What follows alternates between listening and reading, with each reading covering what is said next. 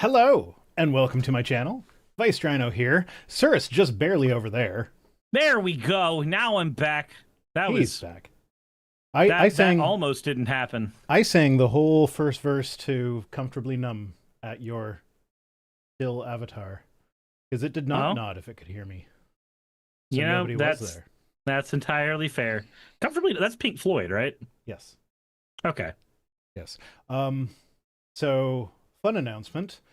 Today's super duper overkill lighting setup is brought to you by you guys. Because my audience fucking rocks. Your lighting looks way better today, actually. Yeah, that's because I have like an Amran 150C right beside me here. Um, so like I can go red if I want to. I can go blue. The blue looks like shit, but that's probably the Yeah. camera more than the light. No, see, the green actually looks nice and soft on you. It does, except that's turquoise. Oh, well, I guess the only This thing is soft green. now is my penis. Um, yes, indeed. Um, yeah, I mean, like that's nothing special. Any light, well, most lights can do colors and stuff now. But this motherfucker uh, has been my light. Or this is my hat. Nobody's redeemed a hat, but this is my hat. That is so uncomfortable. Yeah, so that has been my light for 4 or 5 years now. Mm-hmm. And it's been doing well. It got the job done. Um, there's the hat. Okay, this one goes. Tiger, I have not heard of the game Wild Assault.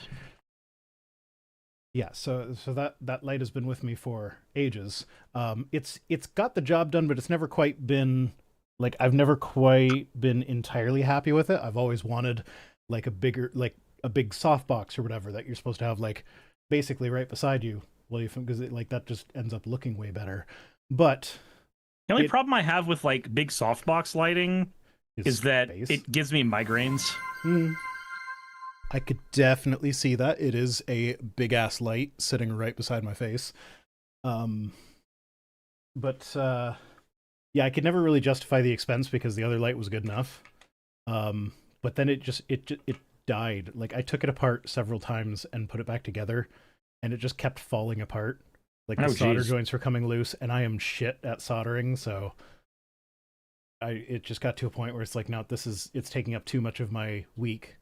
Um, I'm like, okay, I'm gonna throw it on a throne wish list and hope for the best. But if worse comes to worse, I will just buy this myself because I need a light and it's an excuse to upgrade. Hmm. And y'all motherfuckers went and bought everything for me within like 2 days. Like my video that's coming out on Friday has a clip of me being like, "Hey, can you go to Throne and buy a light for me?" Because you guys acted so quickly that like I didn't have time to remove that. I mean, I guess I could. There's still a couple things on there that I want, but yeah, the important stuff is all taken care of, and it's amazing, and I love it. And I'm not going to use this big ass light for streaming normally. This is going to be for my regular videos because it also gets really hot, and it will get really hot in here. So I don't. Yeah, whatever. You could Anyway, always do what I do to solve that particular problem. Just have a Vornado slamming into you 24/7. yeah, but that's not great for audio quality.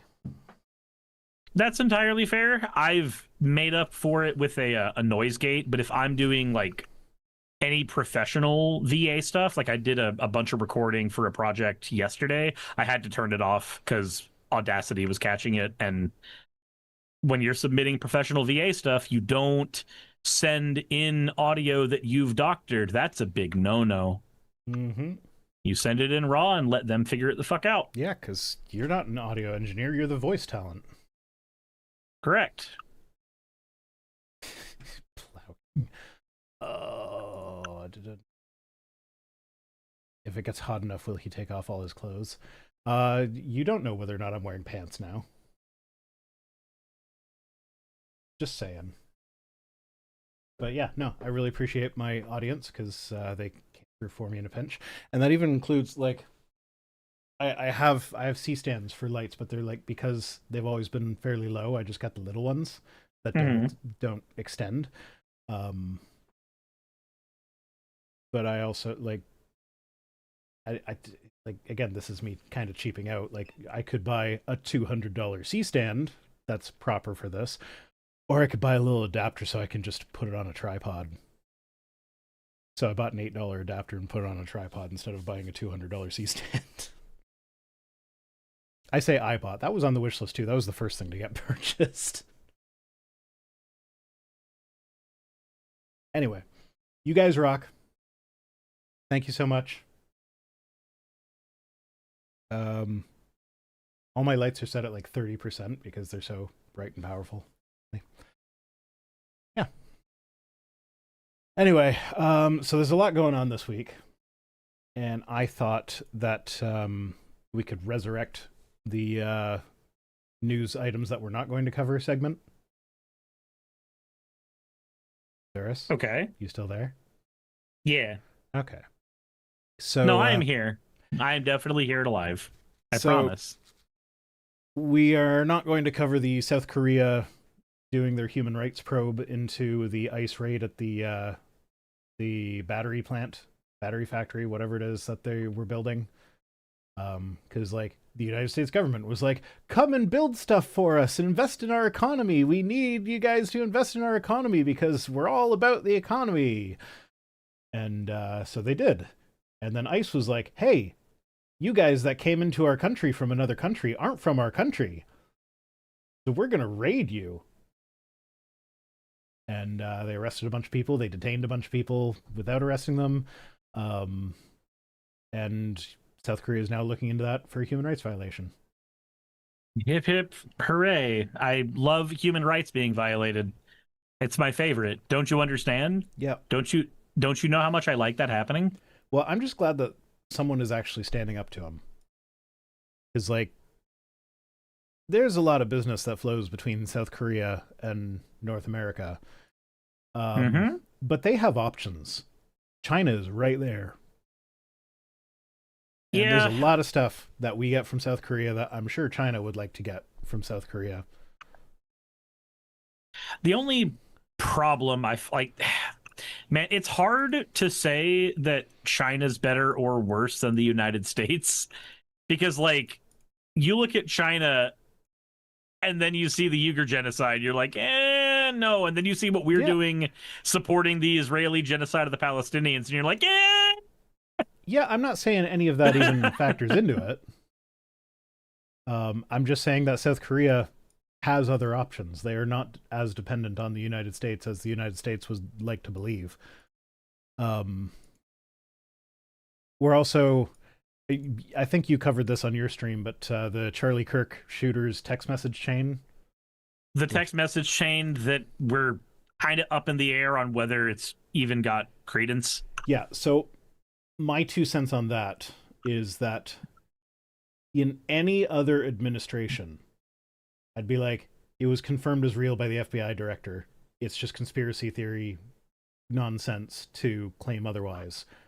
But the FBI director is a conspiracy theory nutbag who thinks that that's how the FBI works. So I could absolutely see him doing something like that. We are now a government ran by edgelord podcasters. Yes. So like, I want to say that, like, no, it's conspiracy theory thinking to just say it's not real, like, just accept it for what it is and move on. But this administration has not proven itself to be trustworthy, so why would I? Like, I don't know. So I'm not ready to say it's fake for sure, but I'm also not ready to say it's real for sure. Fair. Mirlana says, this is the FBI director who said, what Epstein files? Never heard of them. It's also the FBI director that is currently throwing the attorney general under the bus for diverting a lot of his resources away. Like, the right hand and the left hand simply can't talk to each other in the U.S. administration right now. Yeah. And then this isn't so much a news item, but I did have an idea of so you know how anytime there's a shooting, the idea on the left is like, put a bill for gun control in and name it something that's going to make the right look really bad for voting against it. Hmm. And so people are saying they should do something like that with Charlie Kirk, like put in a gun legislation thing with Charlie Kirk's name attached to it to say like, oh, the right doesn't care about Charlie Kirk because they're voting against the act in his honor or whatever. So I have thought of a name for that act. It's going to get a little bit, it might get a little confusing because it shares a name, like part of the name is shared with a Supreme Court case that is rather famous. So Okay. that is something to consider. However, I think this can be worked out by using the acronym. So it's the Citizens United for Charlie Kirk Act, or the Oh, the Cuck. Cuck Act. The Cuck Act, yes. Okay, tell me more about the Cuck Act. Oh, it's just gun restrictions. Okay, but for whom? For everyone. Get rid of all the guns. As far as I'm Get rid of all the guns. No, I can't. You know, that's my default position, but I can't, in good conscience, actually advocate for that position at the moment. Yeah, I'm sorry, but every person who is a right-wing nut job is going to do what they can to hold on to their guns, which means I'm going to do what I can to hold on to my guns, so that when they hold on to their guns, they don't have the guns when a gunfight starts. Yeah. No, I know. I get it. Like, after the Charlie Kirk shooting, I've been seriously considering just making sure that when I go around town, I'm strapped. Because I'm not gonna lie, watching every single person go, oh my god, Civil War, oh my god, we have to kill all the leftists. Like, I'm sorry, I can't read that and not think, damn, I should probably be able to defend Saki when I'm out. Yeah. No, I get it. I also, I don't want to say anything definitive about who the shooter was and like what groups they were aligned with, because the thing is, the story has changed so many times from both reputable sources and not reputable sources. Yep. So like as far like the having a roommate who is trans but also a lover, like my understanding is that originated from his roommate just like used an Instagram filter to make himself look like a cat girl one time, and somebody got that picture and was like, see, they're trans. Streaming. Yeah, it like, see, they're trans. And it's like, that's. But we also have from Kleppenstein did an interview, or not interview, but like did some investigating and some talking with some of the friends of Tyler Robinson, and did confirm that Tyler Robinson. Can we not say the name? That's kind of my policy, is shooters don't get named. I mean, I can do my best to, but the name's already out there. I know the name's already out there. Like you're still my policy. I can understand and I can respect that, and I will do my best. But I can also point out, just as a note of criticism, that in terms of pragmatism, it does nothing. I know. Okay. It's a principle. Okay. Then the shooter. Since Soccer says I kind of agree with Rhino about not naming the shooter, then y'all can agree about doing actions that don't have measurable effects. That's entirely fine. I will do what I can to respect it. Just as measurable as my dick. Well, there's not a whole lot there to measure, so. And you know what? I'm right there with you. I'm right there with you. I don't have to do a whole lot of work to masturbate. It's not that many inches to cover. It's great. My step counter barely goes up. But, okay, so Kleppenstein did do a bunch of interviews with the friends of the alleged shooter, and did find that, like, within the friend group, the alleged shooter was known to be bisexual, and that information had been kept, from what I understand, had been kept from the parents, because the parents were very, very much like hardcore conservatives. Yeah. So, like, the idea that the roommate that may or may not have been a lover was trans is completely non-necessary to any of the reporting anyway if Yeah. the friend group is already confirming that the shooter is bi. If the friend group's already reporting that, then you don't need to keep fucking focusing on maybe the person's trans. The only possible goddamn fucking reason Is to that demonize trans people. yes, the only reason that people would be focusing on the person being trans is to demonize trans people, because the correct response anytime they do is, can you please explain to me what being trans has to do with killing people? Can you please match those two things together? Can you find me the point B from your point A? That's all I'm asking. Yeah. Sorry, I'm trying to think about what I'm saying. I don't want to just. This is one of those things where I don't want to just go off the cuff. So the thing is, no, just to preface this, I'm not advocating for violence, and I do not approve of what happened to Charlie Kirk. But at the same time, it's hard not to empathize with the desire to, like, whatever the worldview of the shooter may be. We are now living in a world where the United States is a country where, like, we're seeing democracy being dismantled right in front of us. We're seeing the three branches of government that are supposed to keep each other in check are all just sucking Trump's dick as hard as they can. Mm-hmm. And he's gotten this much done in less than a year in office. And the solution to this is to vote when there's an election. That's the peaceful solution. Vote when there's an election. Will voting even be a viable option then? Who fucking knows? I do kind of want to offer some pushback on that, though, because there's more we can do besides voting. There's a lot more we can do besides voting. Because when it comes to our current political situation, what people should be doing is not just voting. What people should be doing is getting involved with their local DSA. What people should be doing is talking with their neighbors and baking them food and getting people around them to be their friends instead of being enemies. Like, there's a lot of shit that can be done. I understand that, like, the idea of how to stop this is get Trump out of office, and the way to get Trump out of office is voting. Getting the people who can get him in a Senate hearing so that impeachment can lead to an actual trial to get him out of fucking office. That's the midterm voting. Making sure that our democracy is protected and he's not able to do a third term. That's voting in 4 years. Like, I get that. That's the thing, though, is that, like, even all the advocating and talking to your neighbors and all that, like, the end goal of that is getting people voting, is it not?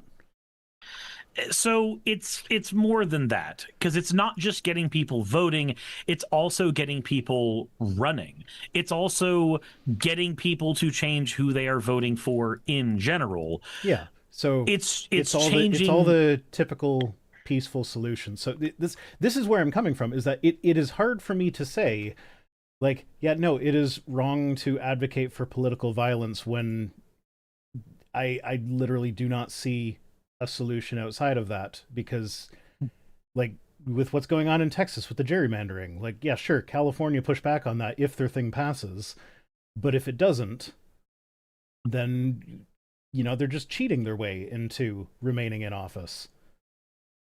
And I don't know that I can, like, I don't know.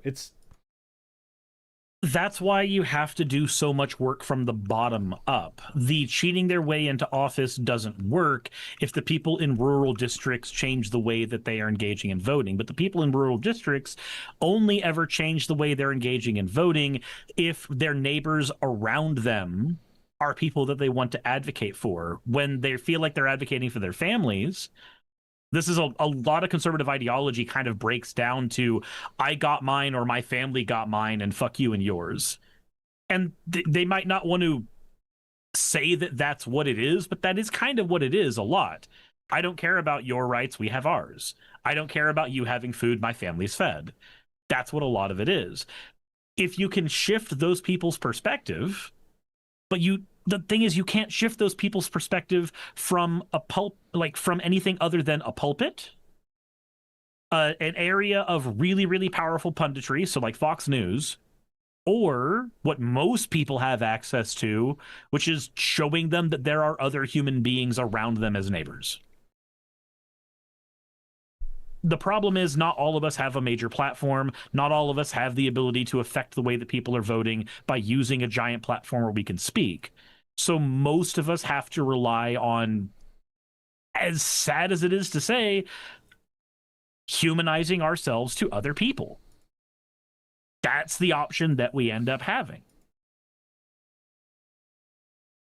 Yeah, I just am very pessimistic about whether or not that can actually accomplish anything. I can understand the pessimism. I can definitely understand the pessimism. And I'm not saying it's not coming from a legitimate place, because it definitely is.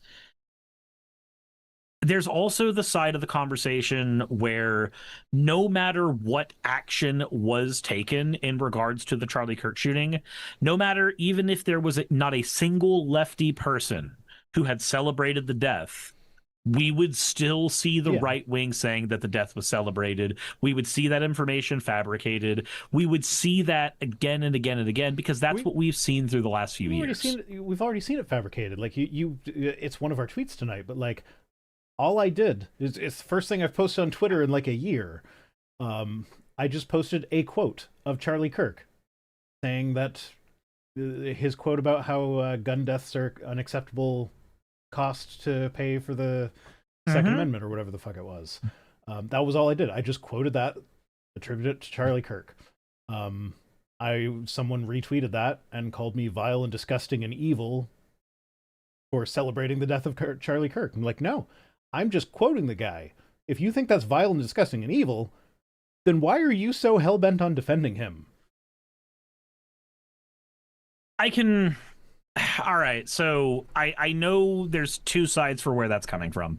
Side number one is the bad faith side, which is no matter what you said, they would have said that you're celebrating the death. They would have found some way to get that from what you said. That's the bad faith way that people operate, and we pretend that everybody always operates in good faith, and they don't. Like, that's just how the world works. People do not always operate in good faith. If they did, we would have a different society than the one that we have right now. Indeed. But the other side to that is that when you say that, there is an inference that Charlie Kirk himself would have supported his own death.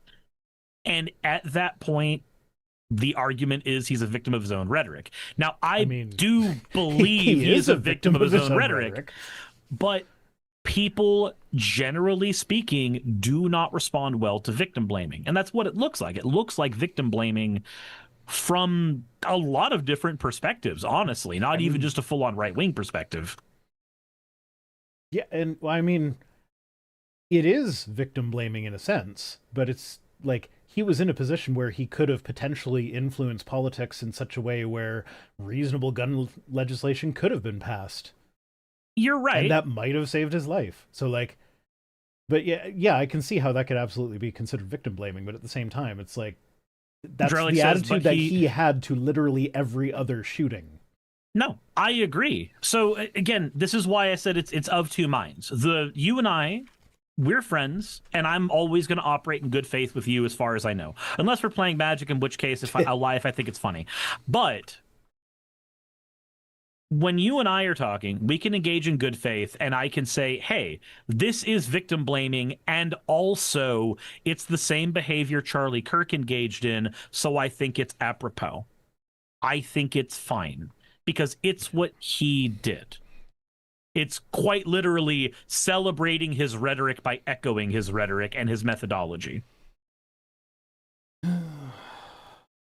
Yeah. But on the other hand, I can understand the perspective from somebody who is not so politically radicalized and feels like they are operating in good faith, and they see that and try to say that it's victim Well, blaming. the particular person that you sent me the retweets, I very much doubt that that is the case for them. Very fair. Very fair. But we'll get to that when we get to it, because that's yeah, that's a problem for later. Yeah. My point is, I'm sorry, everybody. It is going to be a very Charlie Kirk heavy episode. It is what it is. Hey, did you know there was a mass shooting the day that Charlie Kirk got shot? So, like, the a bunch Evergreen of kids one got shot, and that is, in my opinion, that's the much more important story. Yeah, and that's not the one that Mike Johnson wanted people to come together and have a bowed head moment over, but he wanted people to have the bowed head moment over Charlie Kirk, which says something else. There was a kid at that school, one of the kids that got shot. He survived. He was shielding his friend with his body. Like, give that kid the Medal of Freedom. Don't give it to Charlie Kirk.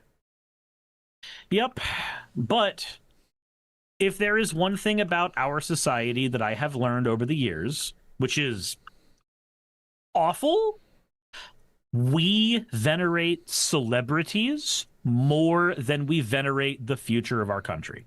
It is just how we have always operated. And it is not a good thing. It is an aspect of our culture that I wish that we did not engage in, but it is an aspect of our culture that we no less have to accept as part of what we have to engage with. Yeah. Like, whether it was Charlie Kirk or anybody else, he was a celebrity speaker. He was a known voice.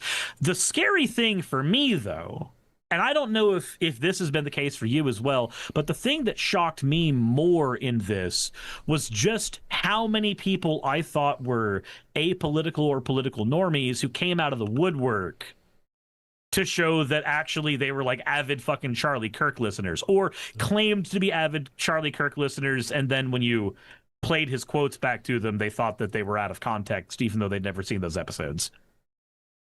Yeah, a lot more people seem to have liked Charlie Kirk. He was a Christian nationalist, and we all know how much they love context when it comes to the Bible. Like, anytime the Bible advocates for genocide or anything, but the context, though, context is key. Anyway, let's take a break from Charlie Kirk for a moment. This isn't a news item. This is okay. What do we have next? What we have next is I played Silksong since the last time we streamed.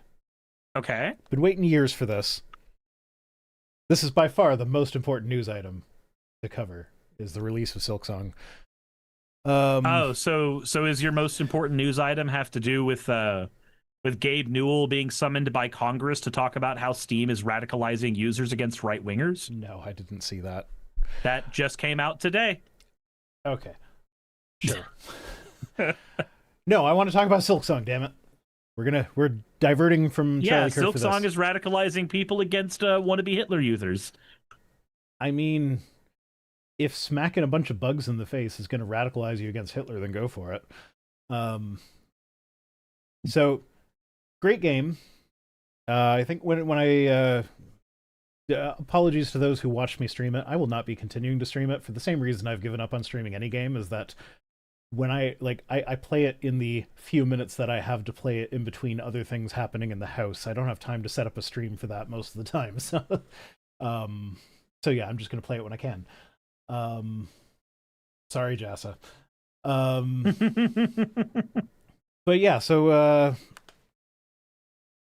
they've had the first update came out, and they addressed some of the issues that I had with it while I was streaming. Is that there's a lot of like just normal enemies and hazards that do double damage for no apparent reason. They made some of them not do double damage. So that was nice. And people are complaining about it. Oh, they're making it easy. Noobs just need to get good. And yeah, there is something to that, but at the same time, it's like, is it really a problem to just let people enjoy the game? Like, if remember, difficulty modes exist for a reason. Not in Silksong, they don't. Someone will mod it in. They did it with Hollow Knight, but it doesn't have a difficulty selection by default, which I kind of wish it did. Like, maybe like it doesn't have to be much. Just like maybe there's one difficulty thing where like you can turn off double damage. There is no double damage. Um, I feel like that would make it a lot more accessible. Um, but yeah, no, it's really good game design in the sense that like the game teaches you how to play it while playing it with no text.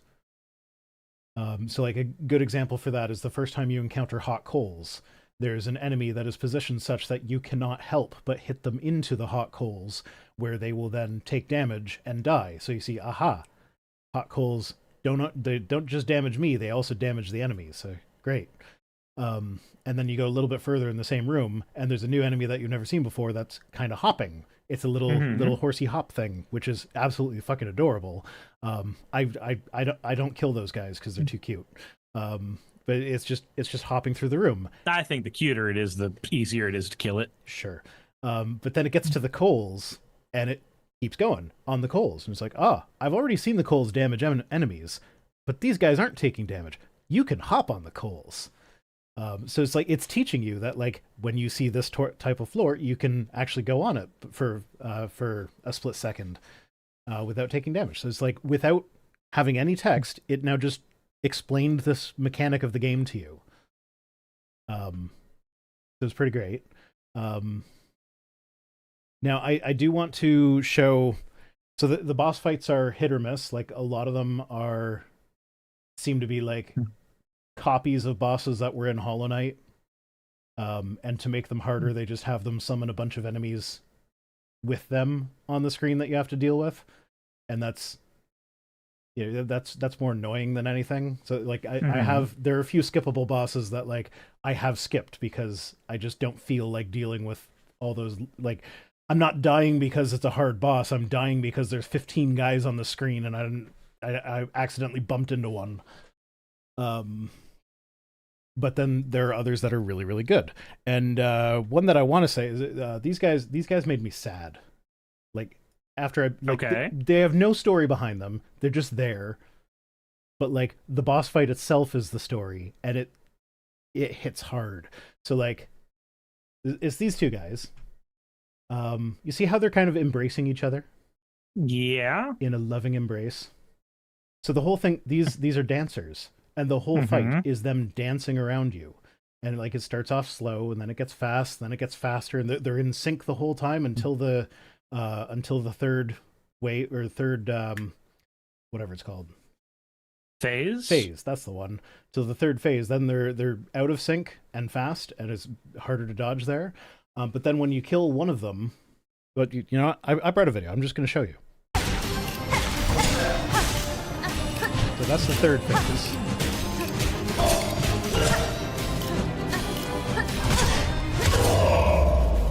Kills one of them, and we move on to phase 4.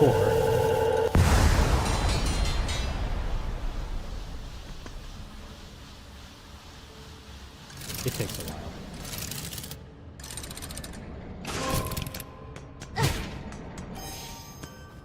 And the music slows down, it gets sad, keeps going slower. And then when it gets to the part, the move where there would have been an embrace after this, he just sinks to the ground. He's so sad because you killed his partner.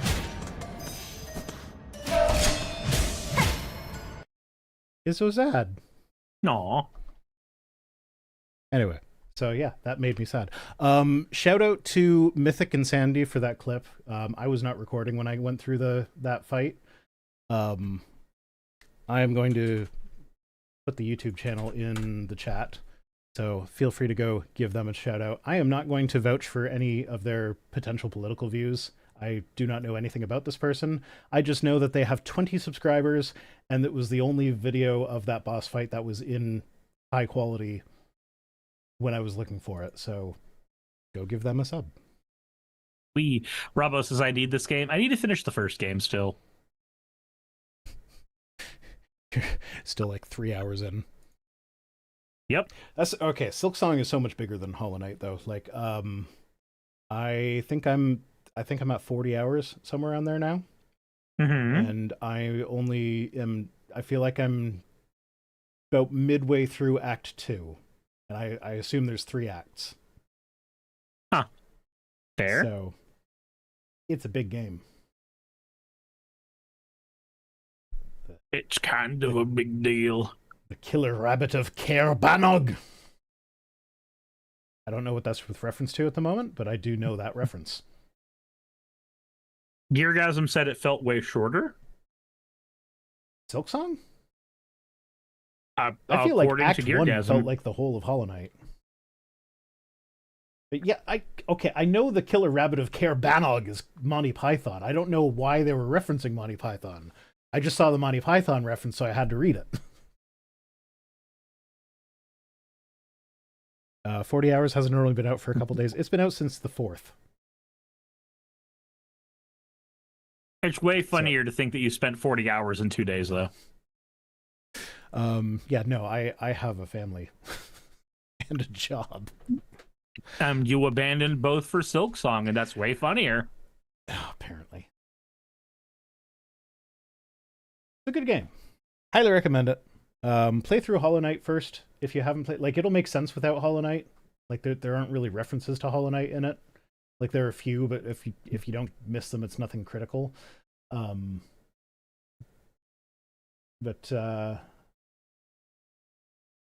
no, it's a good game. Hollow Knight kind of... Hollow Knight is easier than Silksong. So you get good at Hollow Knight, and then Silksong comes around, and it'll be easier to get into it than going straight to Silksong, is my... that is my opinion. And I've seen... All the speedrunners have been like, oh, I'm so glad they made this harder. And this... Because, like, if you learned how to pogo in Hollow Knight, it was kind of an easy game after that. I'm like... Wasn't Hollow Knight like world renowned for how hard it was? And now they're saying like, "Oh, good thing they made it harder." Like, no, I just like it doesn't need to be.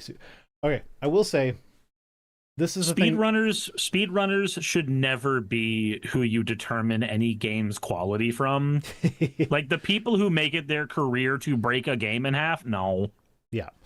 They're fun to watch, but it's annoying though because I've watched so many Hollow Knight speedruns that like all of these speedrunners are now doing Silksong, but I don't want to watch the Silksong stuff until I'm done the game myself. And so YouTube has been clogging up my recommendations with that. I'm like, no, I don't want to watch it yet. But I will say, so one of the things that I think I've kind of figured out why Hollow Knight managed to grab me, and it's the same reason why Silksong is actually working for me as well. And it's because the difficulty is such that, like, how do I explain this? So, like, the boss fights. If we go back to if we go back to the boss fight, so you can see they are very clearly telegraphing what they are going. They are very clearly. Yeah, you can't hear me over the friggin' thing. But, yeah. Did it?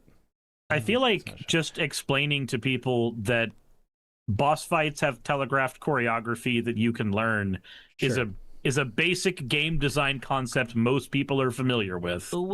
Yeah, but that's so the thing about Hollow Knight and Silksong is it's not just that the telegraphs are there, it's that it's very easy to figure out what the correct response to the telegraph is. It's just a matter of like training your muscles to do the thing when you see it. Yeah, it's every Metroidvania ever. It's not, because I don't know. Maybe you haven't played enough of them to have an opinion. No, I have though. I couldn't get into Metroid. Here's a question: Is Super Mario World technically a Metroidvania? No, it's not. Do you know what makes a Metroidvania a Metroidvania? No, I don't. I just know that you jump on platforms and it's a Metroidvania because it's a side scroller and you're jumping on platforms. I don't know. No, that's what makes something a platformer. Oh my fucking god! All right, so. Isn't a Metroidvania a type of platformer? No, because Resident Evil is a Metroidvania. A Metroidvania is any kind of game where you have a environment that slowly opens itself up to you based on the progression of your character within that environment. Usually, they involve a lot of backtracking.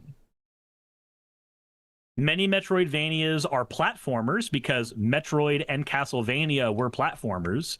So when Metroidvanias are informed by what you are, when they're informed by Metroid and Castlevania, they're going to be platformers as well. But games a lot of survival horror games end up being Metroidvanias as well by the standard definition of a Metroidvania. I don't know. I'm told that Hollow Knight's a Souls-like. Is it just because it's difficult? Because it doesn't. No, I think it's because of the death mechanic and how you have to go like get your corpse back to find your own money. Yeah, but that's a Shovel Knight mechanic. Okay. So Shovel Knight's a Souls-like.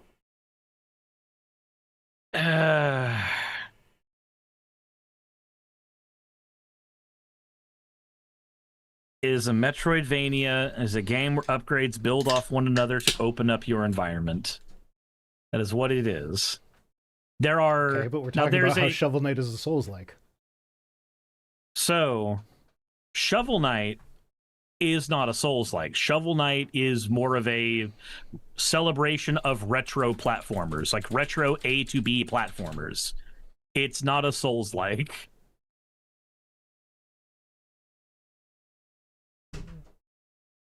Mirlana says it's Shovels-like. No, it's an action-adventure platformer. That's what it is. Because it's celebrating NES games, which were mostly action-adventure platformers. Okay. So, Trump has announced that Antifa is a terrorist organization. Apparently, so again, if you don't like fascism, that you're a terrorist for that. Apparently so. Cricket Limb says, Cirrus being a game nerd is so peak. Look, I like video games, okay? I know, and I like breaking definitions by being overly technical or whatever. So by the definition that I'm familiar with for Souls-like, Shovel Knight is a Souls-like. All right, you're not being overly technical. You're not being overly technical. You're being overly autistic. Same thing? Yes, actually. Unironically, yes. Sean says, but Metroid didn't do that first. It was Zelda. So Zelda's the OG Metroidvania. Zelda didn't start off by doing that either. Yeah, no, the original Zeldas were kind of linear, weren't they? The original Zelda was full open world. Like it was one of the earliest examples of an open world adventure game. Okay. Also, no, Sean Helfin, I disagree. Zelda's not the kind of game that does that, because the difference between Zelda games, if you're talking about Link to the Past style Zelda games, their hallmark is individual dungeons that you go through in a linear progression. That is the hallmark of that style of Zelda. The Zelda that is Link to the Past, the Zelda that then became Ocarina of Time, the Zelda that then became Wind Waker and Twilight Princess. That is what that is. A Metroidvania, on the other hand, typically has a segmented but more open world environment where your power-ups or your keys or whatever you have that is building up on your character is opening up areas constantly. So, just like Fallout New Vegas. That's just an open world RPG. That's just an open world RPG. No, it's a platformer. It's actually the furthest thing from a goddamn platformer you can get. There are platforms you can jump on. Turok 2 is not a platformer. Anyway, Jesus Christ. So no, I disagree that those conventions are Zelda conventions, because Zelda, that style of Zelda game, prides itself more on linearity and getting a single power-up in a dungeon that allows you to do that dungeon. Metroidvanias, on the other hand, have segmented areas, but they are not segmented the way that dungeons are. They're more like to be broken. If you can get into a room before you can actually, okay, this is one of my complaints with Silksong, is that I was so proud of myself for managing to skip up to a place where you clearly need to get to the double jump before you can get up there. And then when I got up there, there was another double jump requirement right away because they knew that if they put that enemy there, people would be pogoing off it to get up there. So they're like, no, we can't let them up here before they actually have it. So it's like, fuck, I worked that hard to get in there. Anyway, so yeah, I did a skip and then failed. You know what game you would enjoy after you're done like breaking Silksong in half? Probably not whatever one you're about to recommend. I was going to say Shantae and the Pirate's Curse. Never heard of it. It's a Metroidvania game, a 2D open platformer like Hollow Knight is. Okay. But there's so many games that have been recommended to me because it's like Hollow Knight, and everybody who loves Hollow Knight loves these games, and then I will play it and be like, eh.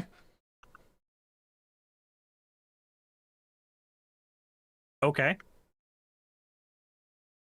And they're not me. So, yeah. Okay. They can be wrong. I can be right. I'll just be arrogant.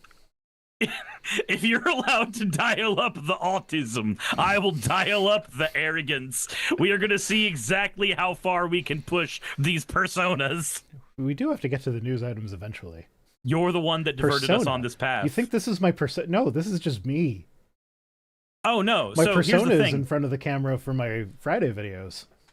So here's the thing. When we get on camera, I know for a fact that the people that we are like at a 7 out of 10. And then once we get on these cameras, the people that we are goes up to at least an 8 out of 10. We dial up our personalities just a small notch. I don't. This is just me. Are you sure? Because I've also hung out with you in real life. Yeah, no, I'm not sure anymore. That was all it took for you to... Okay. Yeah, no, not sure anymore. Well, never say that Vice Rhino isn't a man of his convictions. The convictions just aren't very solid. Justice says stop gaslighting. I'm not gaslighting him. Gaslighting's not real, and if you think it is, you're fucking crazy. Gas? What's that? You still think the moon exists? So we had an electrician over to the garage is getting they got upgraded. The electric was upgraded, and while he was there, it was like, okay, well, what would it take to hook up a generator to our house? It was like, if shit hits the fan and we're in a survival situation, it'd be nice to have electricity. So what would it take to hook up a generator? So he writes me up a quote, and of course, you know, being an electrician, instead of just like, hey, here's a thing that you plug a generator into that you just buy at Costco or whatever. He was like, oh no, we're installing a natural gas powered generator that will turn on automatically as soon as the power goes out, and you won't even notice that the power did go out. It's gonna be $18,000. Like, okay, but what if I just want to plug in a gasoline generator and run my fridge off of that? Like, oh, that'll be like $600. Well, no, the quote for that one was like 6,000, but I guess like, why wouldn't you just buy a gasoline generator and put it next to your house? Well, so if we want to have it actually tied into our house rather than just plugging things into it with an extension cord, then we would need to upgrade our meter. And I think, if my understanding is correct, it's because the meter we have now doesn't care what direction the electricity is going. It just keeps ticking up. So if we start generating our own electricity, we then pay for that as though that was electricity that we used. Ultrafine Point for 500 bits says, was the electrician IBEW? I don't know. Is that a certification or is that a company? Because if it's a company, no. If it's certification, I don't fucking know. Is that a Blue Eyes White Dragon? Like, what the fuck does that mean? I don't know. IBEW is union, I think. I don't know. Probably not the same union as in Canada.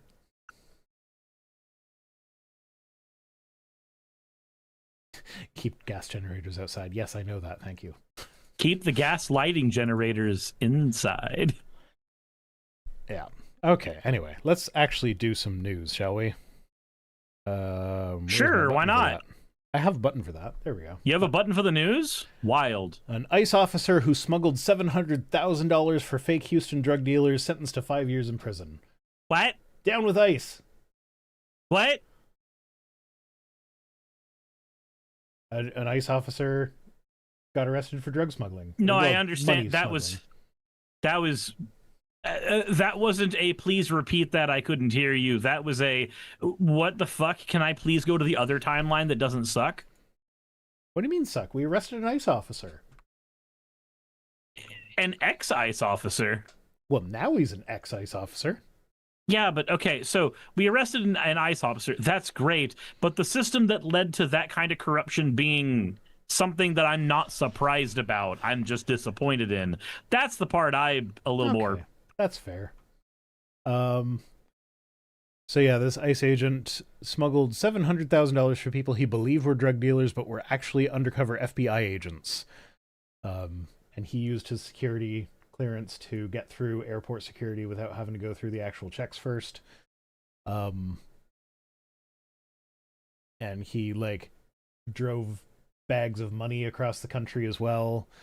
So like basically it's just incredibly easy to trick ICE officers into crimes. Surprise, surprise. I mean, the types of people who this is Spider-Man want to pointing become again. Exactly. ICE officers. Oh, speaking of, I finally got around to watching a few episodes of the new South Park season. I'm just trying to get my nut. It's just not funny. Think it's just not funny? It's not funny. Like, weird.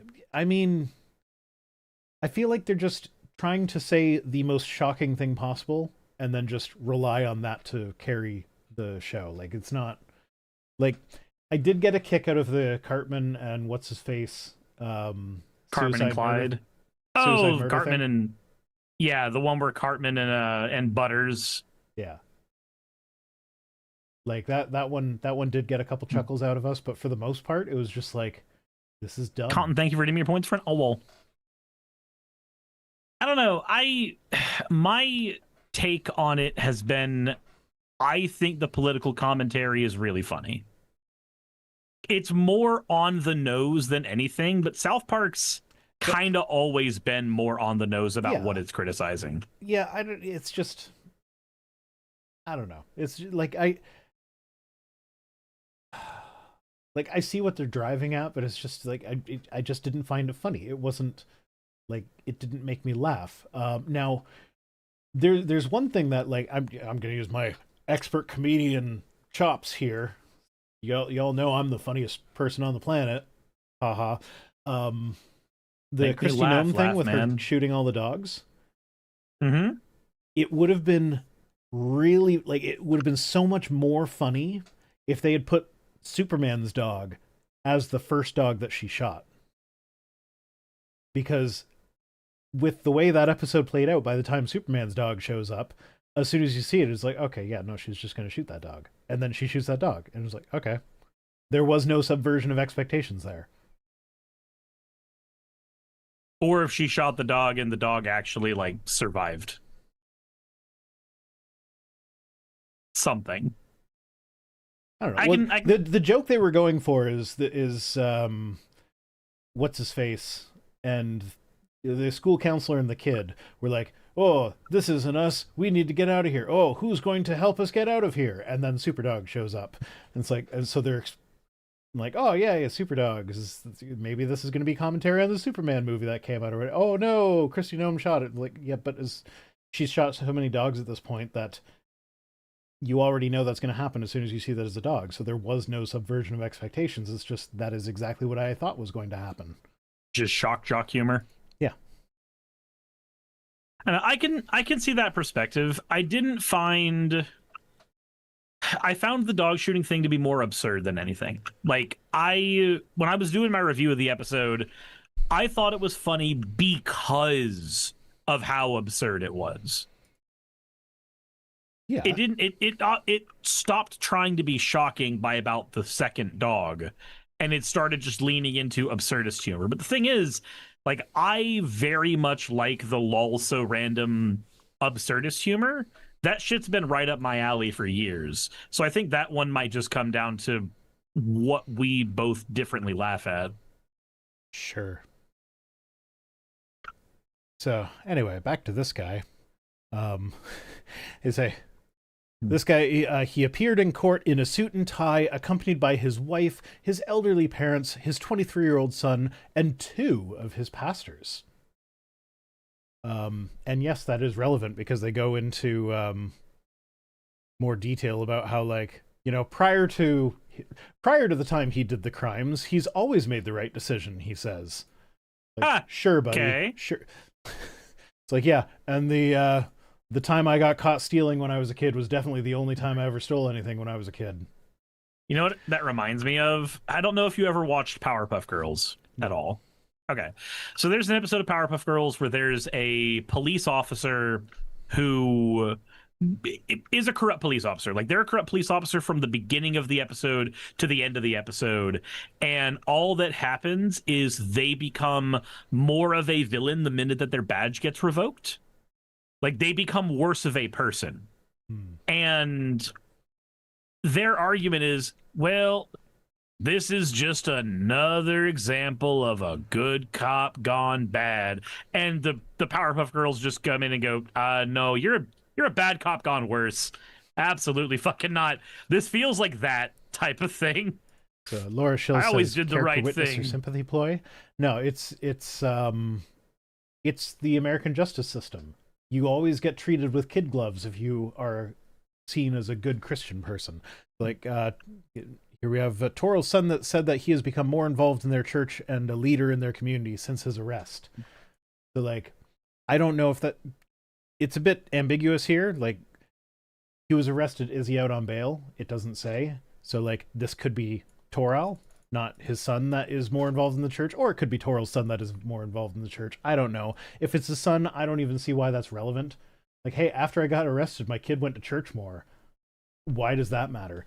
But, like, there's a very Christian-centric angle that they're going for, where it's like, oh no, I'm a good Christian man, so you need to go easy on me. I've always made the right decision before. I mean, I literally joined the brown shirts, but I always make the right decision, except for that one time I did a crime for several $1,000s. Like,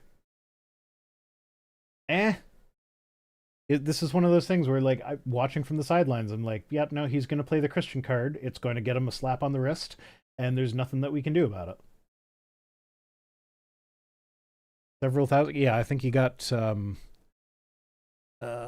he was paid $24,000. Dozens of thousands.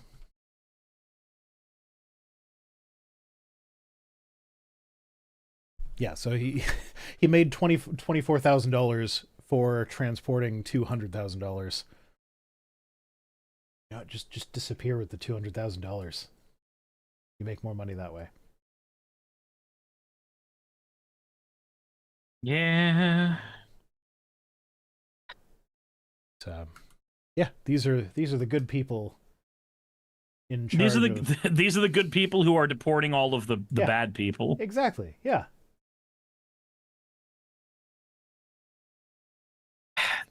Man, I'm just not surprised, because I feel like, again, it's kind of going into the South Park commentary thing.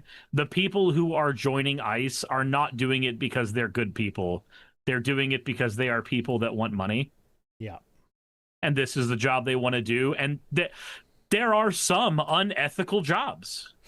Olivia Williams says, why would anyone have 2 pastors? Are you unfamiliar with the structure of churches? You've got your I forget all the fucking titles, but there's like a lead pastor, you got senior global pastor, the senior pastor, the youth pastor, the pastor that takes over when the first pastor's on vacation. My mother is a lay worship leader, which means she is basically a part-time pastor. So, like, she comes in to do the sermon when the actual pastor goes on vacation or whatever. So. Never grab a mule who can count. Oh, yeah. Jesus Christ. The backup pastor, the pastor for the backup pastor's pastor. Oh fuck! I kind of wish I saved the video, but there's a video that I saw of The second pastor has hit the church.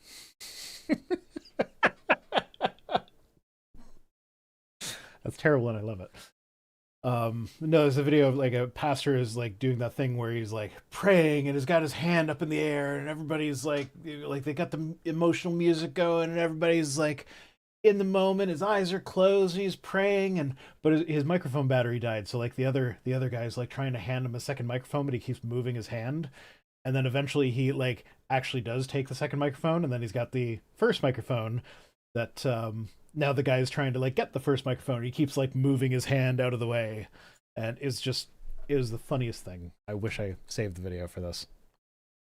Jesus. Okay, next up, Trump appointee's job in jeopardy over X-rated cowboy story he wrote. What? This was sent to me by what? Progress Only. So let me get this straight. Oh, sorry. Forgot to mention Trump the last story was my anonymous source. The Trump appointee might lose his job because of porn Because that he wrote porn. Because he wrote porn. It doesn't say that it's straight porn, and it's cowboys. Everybody thinks of gay porn when it's cowboys. I'm gonna break your back on a mountain, son. Exactly. It's Brokeback. It's Capitol Hill, so it's Brokeback Hill.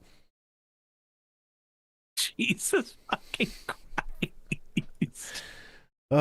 So this guy has become the talk of Washington after a 28-page love story he previously penned featuring graphic oral sex scenes and other explicit content made its way through government circles.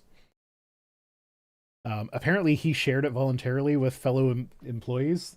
Like, I don't know about you, but like if I write erotic stories, I don't share that with my coworkers. I might. You're my coworker, right? Not in the same way. I might.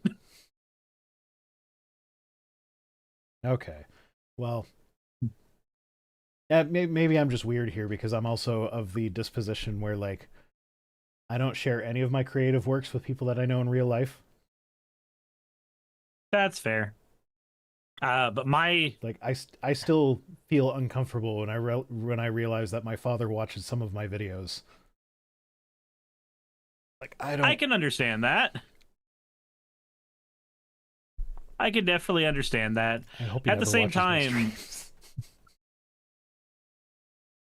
same time, like I know that my mom watches some of the videos on my channel.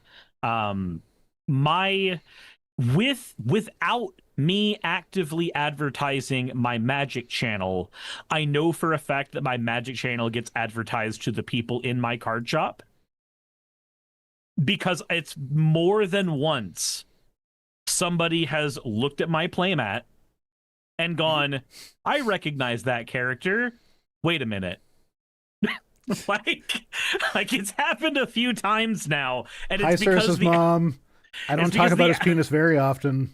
It's because the algorithm keeps on recommending my Magic the Gathering content to the people who play Magic around me, which is good news. Like, that's undoubtedly a good thing for me. That means the algorithm's doing right by me for once.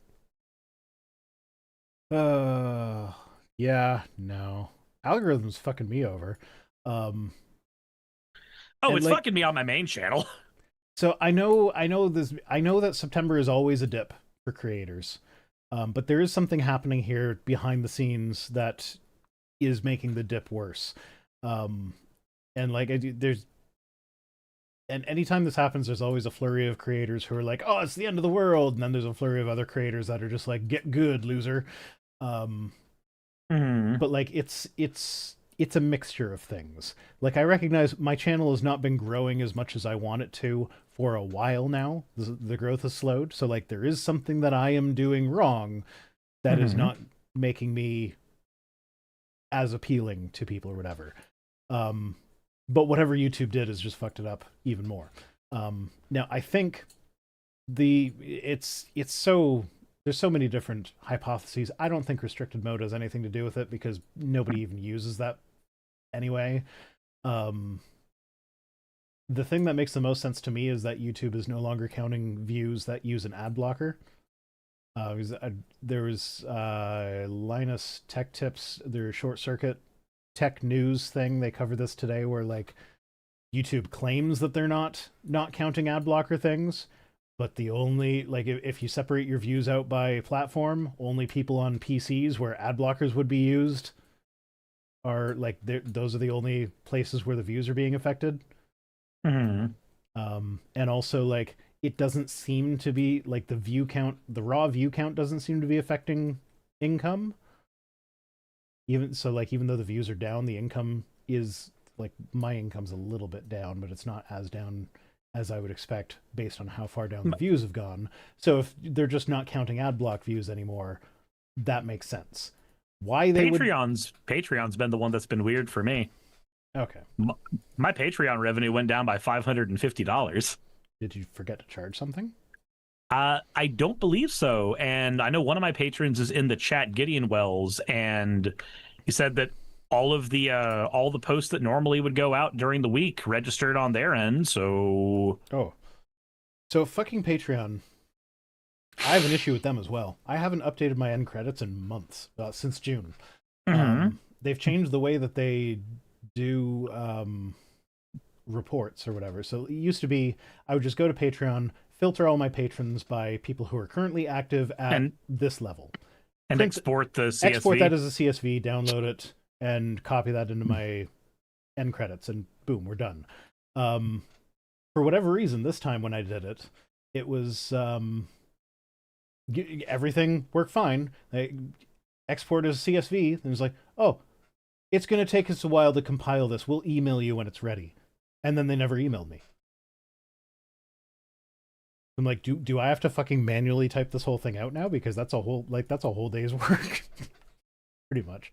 No, it's not actually a whole day's work. Like, I don't know. It's a lot of work though. Like it's I have issues opening my fucking emails because of my fucking ADHD. I fucking hate it. So this extra step is just like, copy and paste doesn't work. No, because copy and paste, when you just filter it by thing or whatever, you're going to be copying and pasting everything. So like not just their name, but like how much they pledge, their email address, how long they've been a patron for. Yeah, the stuff that like you don't want to be throwing out to people. Like it would be harder to copy and paste everything and then removing all the stuff that I don't need than it would to just manually type it. Gideon Wells has a Patreon list. A YouTuber I watched mentioned he had to have Patreon mail it to him now.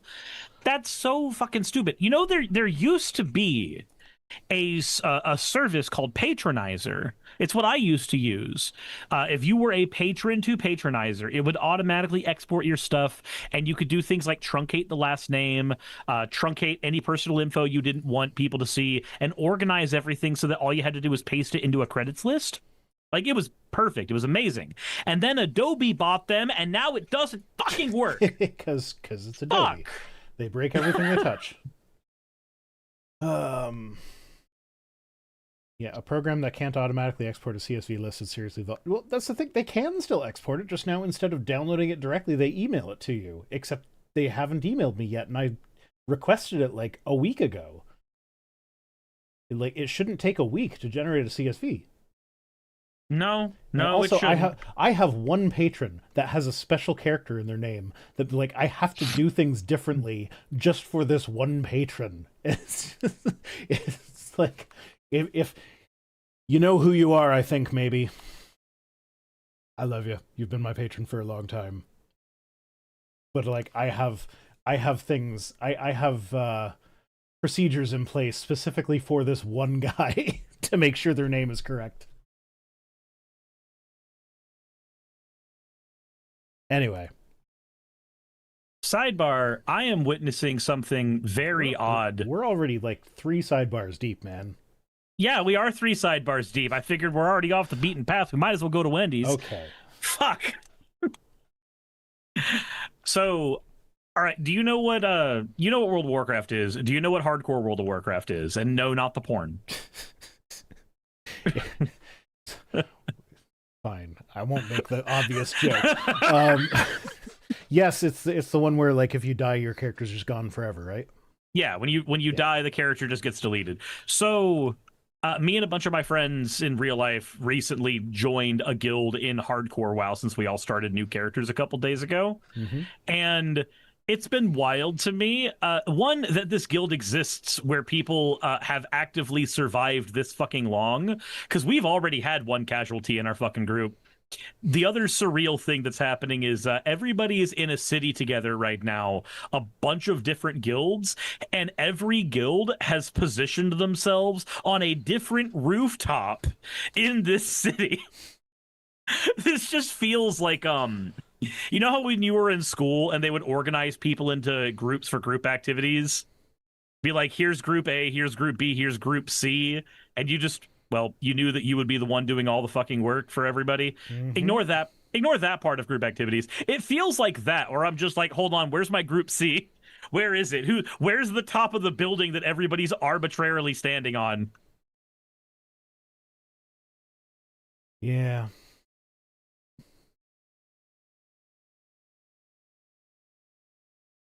Anyway, shall we move on? Gonna give you a warning. The next one's gonna make you angry. Gonna Oh, make me sure, why angry. not? Gonna make everybody angry. Oh, I can't wait to be angry. I love that. Let's see what it is, Vice Rhino. One more beer, my please. friend.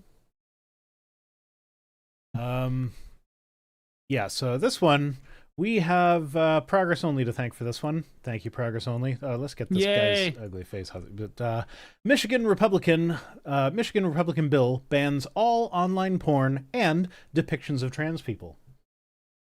What? So, I don't think we really need to get into the article. But Does he give a why? Because they're fucking Republican. Still, So Sean says, "Oh, you're playing the isekai." Wow. Yeah. So they're calling it the Anti-Corruption of Public Morals Act. Why are we going back to the fucking 20s? Why are we doing that? This is like the 70s, except like the 1870s. Yeah, I forgot. We needed to go even further beyond back. Yeah. So the issue here, I mean, banning porn is itself an issue. Well,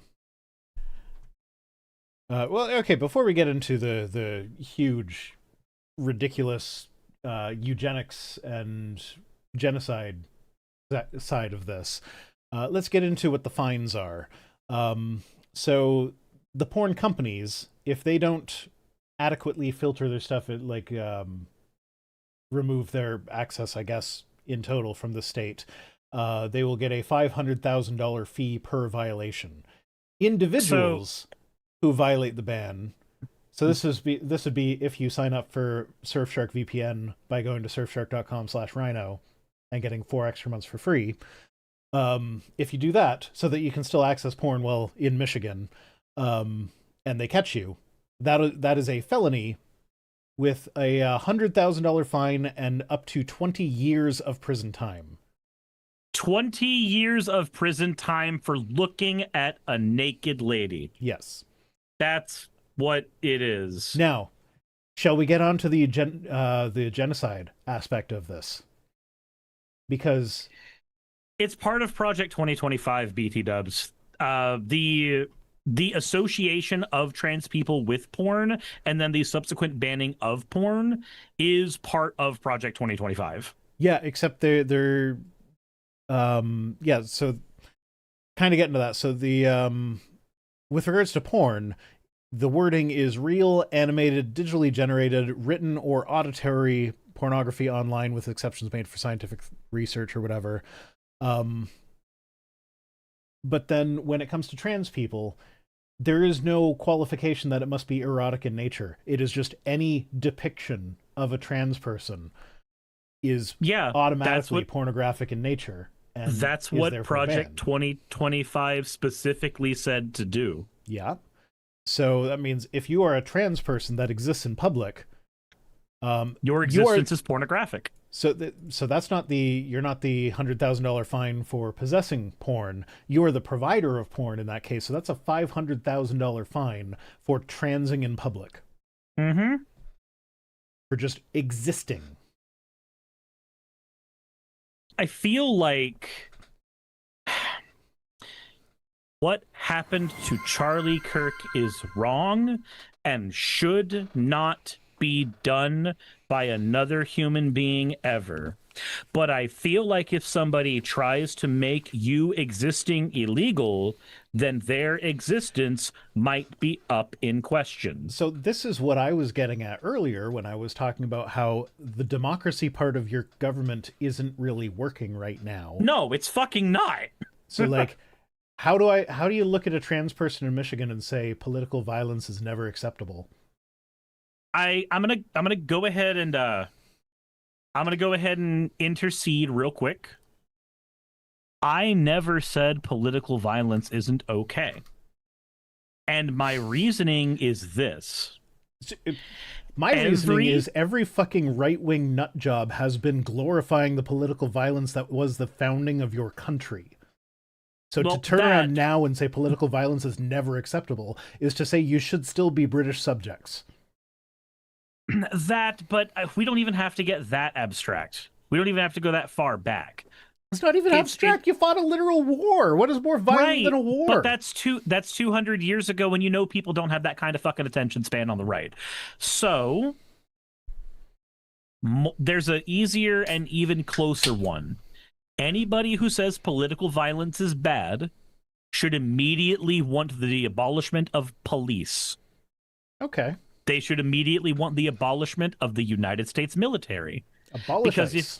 Because if you do not think political violence is okay, then you also believe that nobody should have a monopoly on political violence, and that includes the state.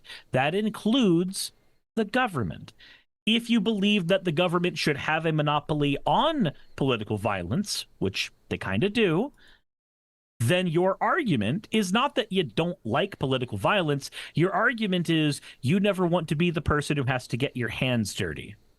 That's what it is. So every single person that has tried to have that political violence argument, my response is, if you're okay with your tax dollars going to police or the military, shut the fuck up. You're not consistent in your views. You are okay with political violence. You just hope that it happens to people who, quote, deserve it. I think at this point, being inconsistent in your views is a mandatory prerequisite of being on the right. I'm not saying you're wrong. What I will say, though, is that it's very, very hard. I agree with you that it's very hard to look at somebody whose mere existence, ability to exist outside at all, is being thrown in question and tell that person there's nothing you can do about it. But on the flip side, if you look at by the numbers, let's say that somebody were to engage in political violence right now. Let's say somebody were to attack this person who made this bill and were to try to engage in silencing them. What do you think the end result of that would actually look like? I'm not saying it's a salute. Like I said, I'm not advocating for it. I don't think that actually would accomplish anything. For that. I have a hard time saying, no, you should not do that when the options are so limited. Yeah. It's for the same reason you are carrying a gun around town now. I am very staunchly anti-gun. I cannot look you in the face and say, don't do that, despite my convictions against guns, because of the situation that you guys are in down there. Yeah, a situation of self-defense has been given. A situation of self-defense has been necessitized. Yeah, that's what I mean. Like, I am not saying you should go out and do a political violence. I'm saying I can't bring myself to condemn that. Because I can agree with that perspective. Yeah.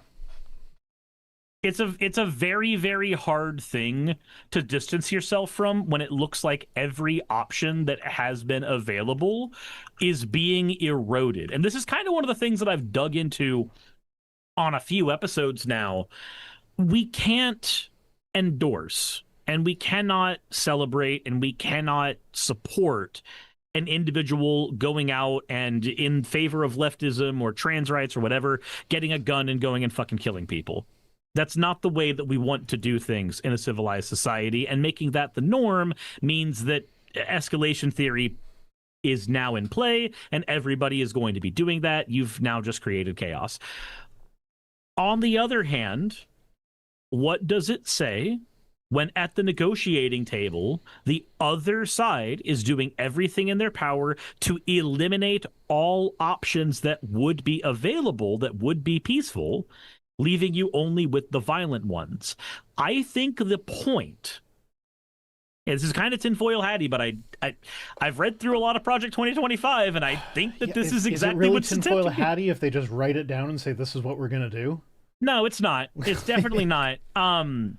I believe that the idea is to eliminate all legitimate options off the table, leaving only the violent ones, so then they have an excuse to say that all the trans people are violent, all the left people are violent. It becomes their rallying cry. They can go, oh, look at all these people doing these things. Ignore the fact that we eliminated all those options. Nazi Germany actually did this with Jewish people. So for a while in Nazi Germany, the only job you could have legally for a while, if you were Jewish, was as a banker.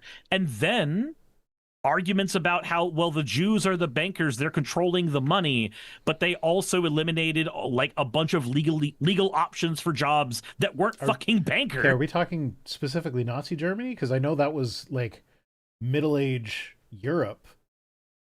Because of it's been a thing that Germany leaned on. Okay. It's been a thing that Germany leaned on. So you get arguments that the Jews are the bankers and they're controlling all the money in the world, but you're also eliminating the jobs that they can have and leaving them only with the one you're accusing them of abusing. Like it's just that shit again. Yeah. Leave out all of the options for negotiation that don't involve a gun or a knife, and then blame somebody for reaching for the gun and or knife. Oh, you just reminded me of H Bomber Guy tweeted out when Cass, thank you so much for the raid. Hey, raid. Good H timing Bomber on Guy. that. So H Bomber Guy posted on Blue Sky that like when it came out that the Charlie Kirk shooter is probably a groiper. Mm-hmm. It's like, hey, Kristallnacht is canceled because it turns out that the perpetrator of this incident was one of the people we were grooming to take part in Kristallnacht. Is a hell of a take. I didn't see that. I saw a lot of the like Civil War has been postponed because the identity of the shooter doesn't link up with who they want to have a civil war against. Yeah, I will dig it up and read it word for word because I butchered the quote.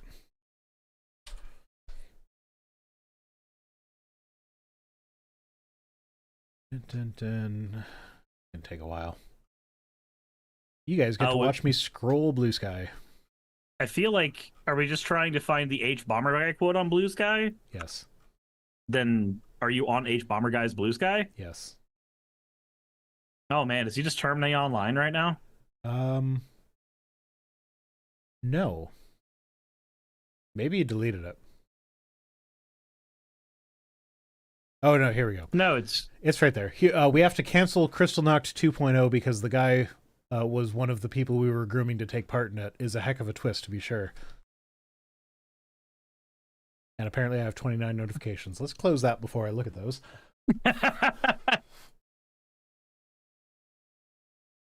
BRB, bread oven go ding. No, that was just because we interacted with BreadTube for a sec. I still don't know what BreadTube is, but apparently H Bomber Guy is one of them, so there we go.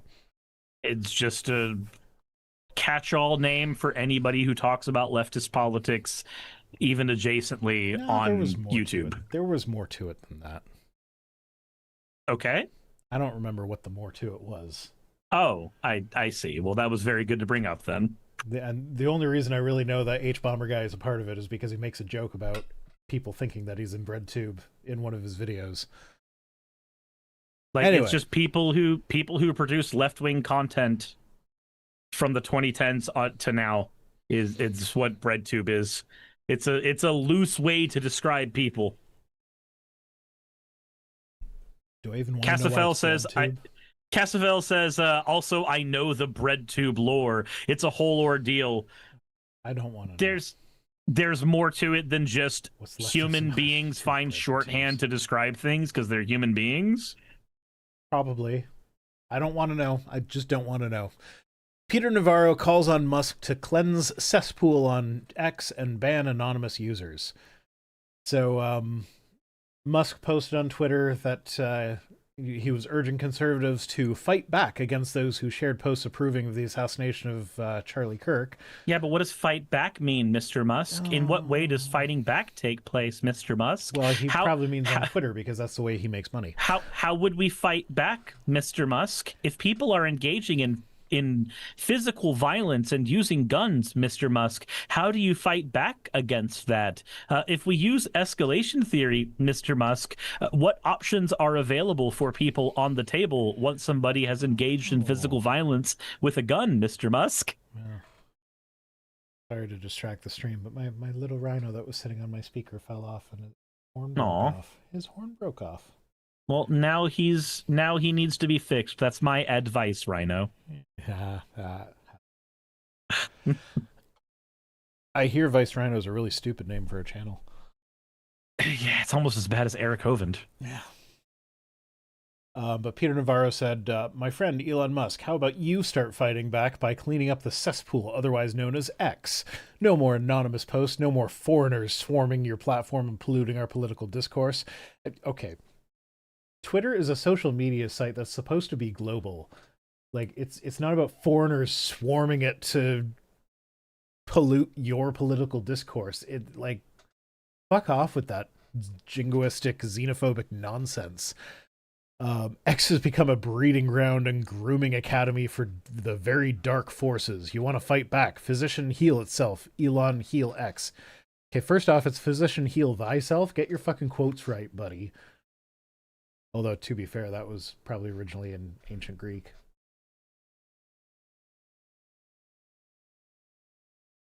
I love it when platforms that were already pretty bad get worse because a tech billionaire buys them. Yeah, no, but that's the thing, though. Like, my challenge with finding tweets for tonight was to not make every single tweet about Charlie Kirk. Mm-hmm. And I'm trying to think of what I pulled. I'm not sure that I succeeded. It might be every single one is about Charlie Kirk. The challenge for me, a leftist making fun of the right wing, is not in finding MAGA idiots being MAGA idiots. Like, there is not a bunch of left-wing people, like, suppressing the speech of these right-wing nutjobs. They're all over the place there. It's so, like, since Elon took over Twitter, my job on Twit tweets for finding tweets has been so much easier. So much easier. So, I don't know what he's talking about with regards to this. Like, I agree, it's a cesspool. But, if you're finding it a cesspool of leftists, then I teach me your ways. I actually know why it would be a cesspool of leftists. So think about it this way. The Twitter algorithm engages, or it rewards engagement.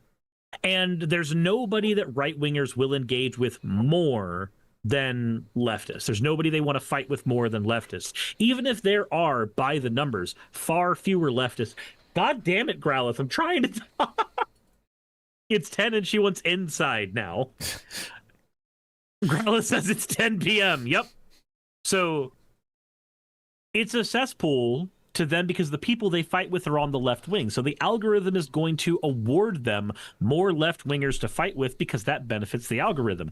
Even if there are, by the numbers, fewer people on the left on Twitter than on the right, and I believe that to be the case now. A lot of us moved to Blue Sky. Okay, but by default, the algorithm pushes the right. Like, I had reason recently to sign up for a new Twitter account, and we did so on a browser that did not have any Twitter cookies in it, and we weren't connected to a VPN. But like, it's a fresh profile on a fresh browser, Mm-hmm. and on the homepage was libs of TikTok. Mm-hmm. It was a mixture of libs of TikTok style content and then the mindless entertainment content that is clearly just promotional or whatever. So right. So then when by you as a right the default experience is here's all the right wing content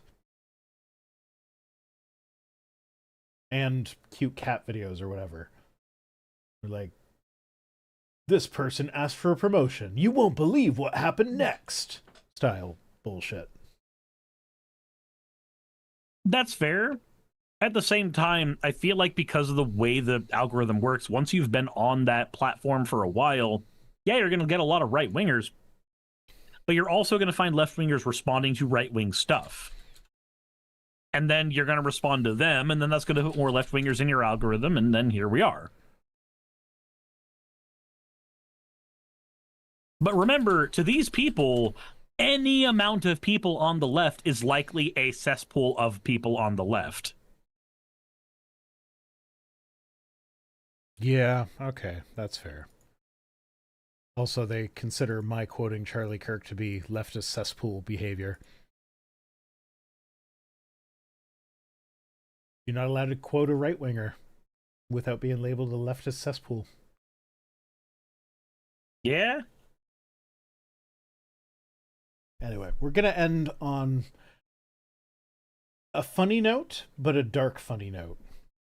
Oh, what are we ending on? Well, this because obviously we're not ending because we have Twit tweets still. So I had to pull this article from the web archive because it's no longer up, and the reason for that will be very clear in a moment.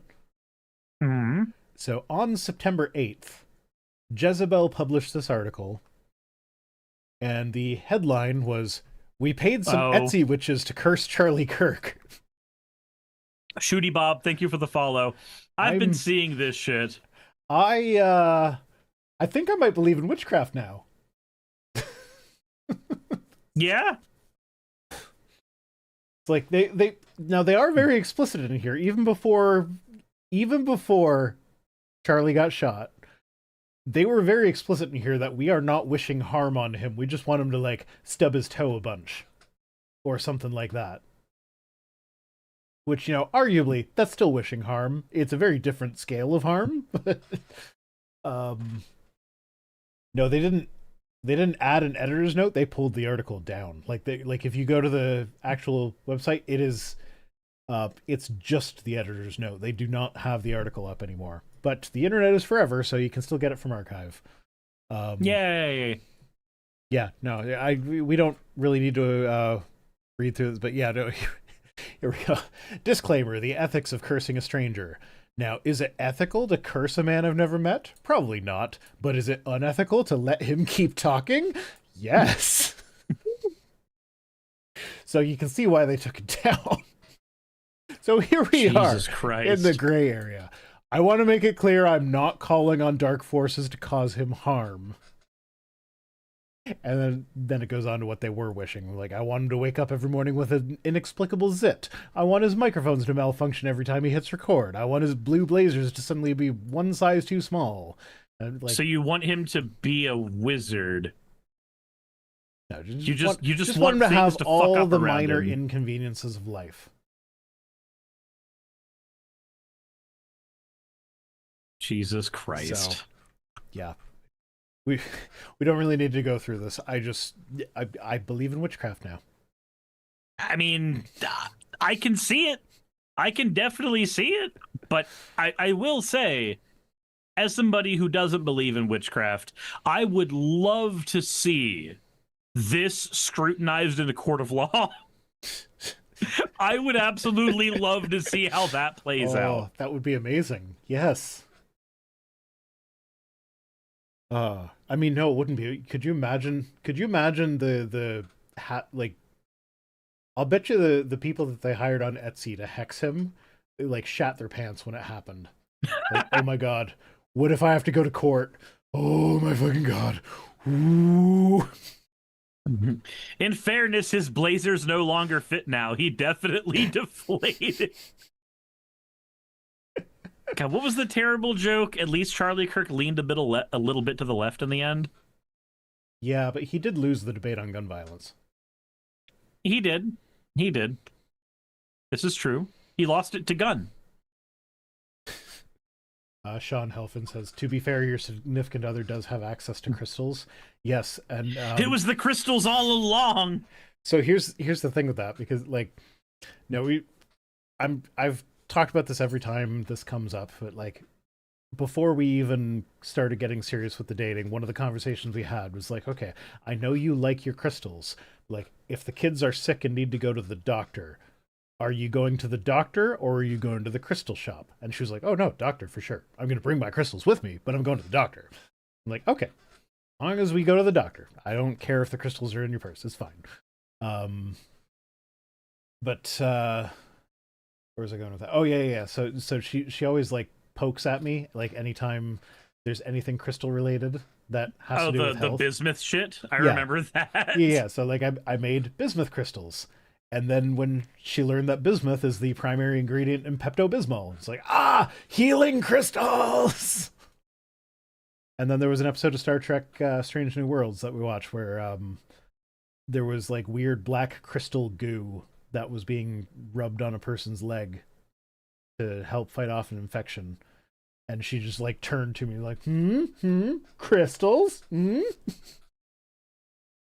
Jesus. See Nile Red's Old video Gus says, "Careful what you wish for, Cyrus." I'm sure there's a district somewhere that has an unrepealed law about witches and how they should be punished. I think it would be funny still, like, because how the fuck are they gonna prove anything? Well, I mean, this is along the same lines as that. I forget who it was, but some pastor prayed for someone to get murdered or something, and then that person actually did get, or no, they didn't, but they were public about praying, wanting them to be murdered, and so that was some people were saying like, okay, well, he actually believes that prayer works, so this is attempted murder. We should prosecute that. And as much as I would love to see that happen, there are legal reasons why it can't. But then at the same time, you apply the same reasoning to like all the things that get religious exemptions in the States, and then the reason like it just falls apart. Like you can get away with almost anything as long as it's your sincerely held religious belief. Anyway, yeah, that was the last article. So now we're going to go to tweets, and again, the tweets are going to be very heavily focused on Charlie Kirk because that's just what everybody's been tweeting about. So I'm sorry for that, but yay, it is what it is. And we start with Blair fucking White. No one is requiring you to mourn Charlie Kirk. They're asking you not to be a satanic piece of shit who celebrates a brutal murder. Satanic? Hold on. What does satanic mean, Miss White? Means left wing. I guess it would have to, right? Yeah. And also, like, just remember, Charlie Kirk is on record saying that empathy is satanic. So if you want to have empathy for Charlie Kirk, I'm sorry, but according to Charlie Kirk, you're satanic. So yep. And you know what's funny? The amount of people who've responded to that saying that oh, you're not willing to give the full quote. Like, no, the full quote makes it worse.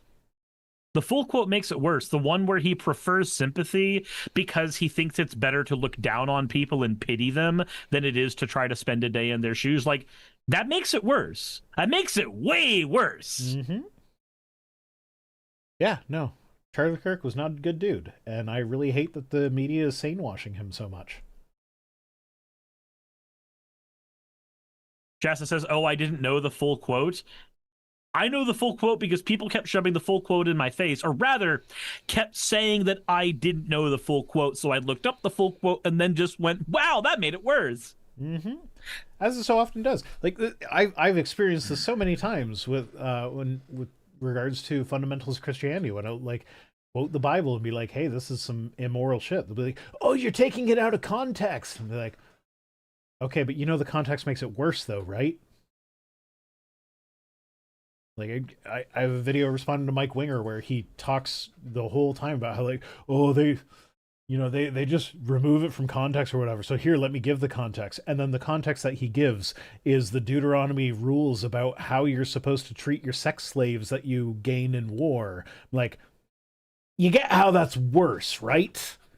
Yeah, it's like, are you saying it's okay for us to gain sex slaves in war? Oh no, it's not even that. It's how you treat them. Like the sex slave rules are that like you give them a month to mourn their their family's death. You strip them of their clothes. You cut their nails. You cut their hair. So you're like isolating them from their culture. And then after a month, if you are not happy with them, you have to turn them loose, and then they are now free to go. Whatever free means for a single woman who has been raped in that culture, which is not good. So like that's the context there. But Mike was just like, "Oh no, this is a marriage. This is actually being very generous instead of raping them, instead of killing them." It's like, no, that's still rape. Instead of raping them and killing them, you just made them sex slaves against their will, Yeah, which it's is like still raping them. personally kill their family and then abduct them, and then you give them a whole fucking month to get over it. And if they're not over it in that month, you turn them loose into this horrible society that's going to treat them like shit. And somehow you think that makes it good? And yes, he does think that makes it good. Probably my favorite part of that, though, is that because he was jumping between chapters, he accidentally he got his genocides mixed up, because this was a time when the Israelites were commanded to commit genocide against these people, and like one is the Midianites and the other is I forget what the other group was, but like he thought that they were the same group, and when he got to the other one, it was a different name. It was like, oh no, I guess we were talking about the Midianites instead of the whatever it was. That makes it better. It's like, no, that's a different genocide. You're talking about a different genocide. Okay, somebody's saying hat. Yeah, I guess Nachibri. Redeemed a hat. Where's a hat? Ah, Ushanka. Haven't used an Ushanka in a while. Yeah. But yeah, the context makes it worse a lot of the time. And in Charlie Kirk's case, yes. Yes, it does. That said, I'm going to be right back. I'm going to let Growlithe in because she was barking earlier before we get to the next tweet where we get to see more terrible shit from human being. Okay. Hooray. Hooray. Hello. Is there anybody in there? Not if you can hear me. Is there anyone home?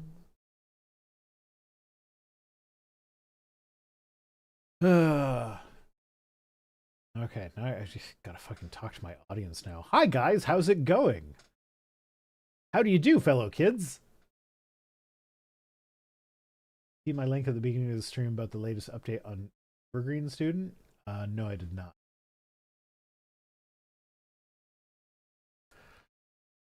That's a lot of scrolling.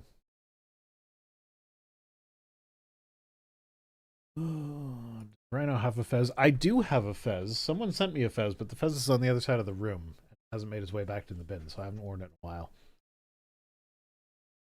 I don't know if y'all know this, but I'm actually kind of a hot mess in my life. So like if something is is something, if something is not where it belongs, it often does not get put back where it belongs for a while. Hey, I'm also, I think, 39. I might be 38. I actually legitimately don't know. My kids are confused all the time about how I forget my age. Let's see, what's the year right now? 2025? 2025. 86. I'm 39. I am also 39. There we go. But yes, I legitimately have to calculate my age because I just don't keep track anymore. I'm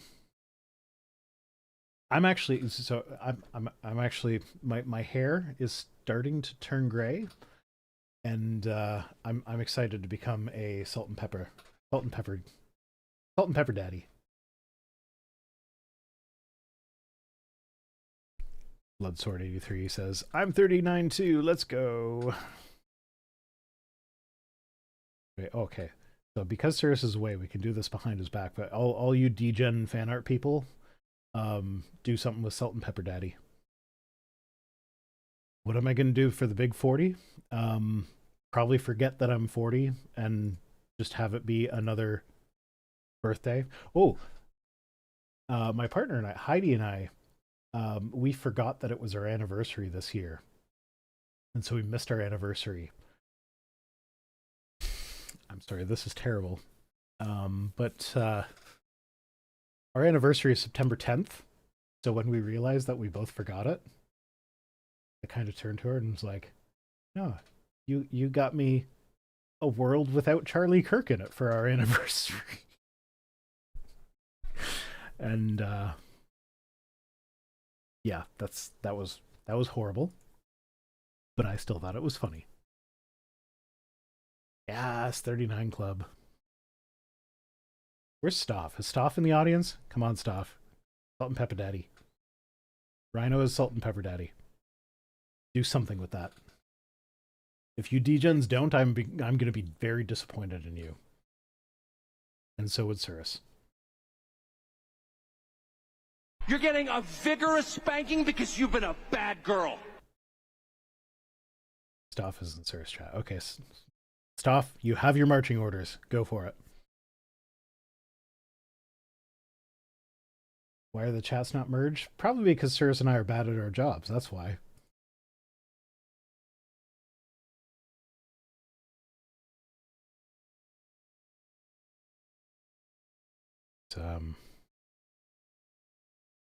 If both of you forgot it, neither can be upset. So we did do a thing for our anniversary, but it was a few days early. We didn't actually do anything on our anniversary.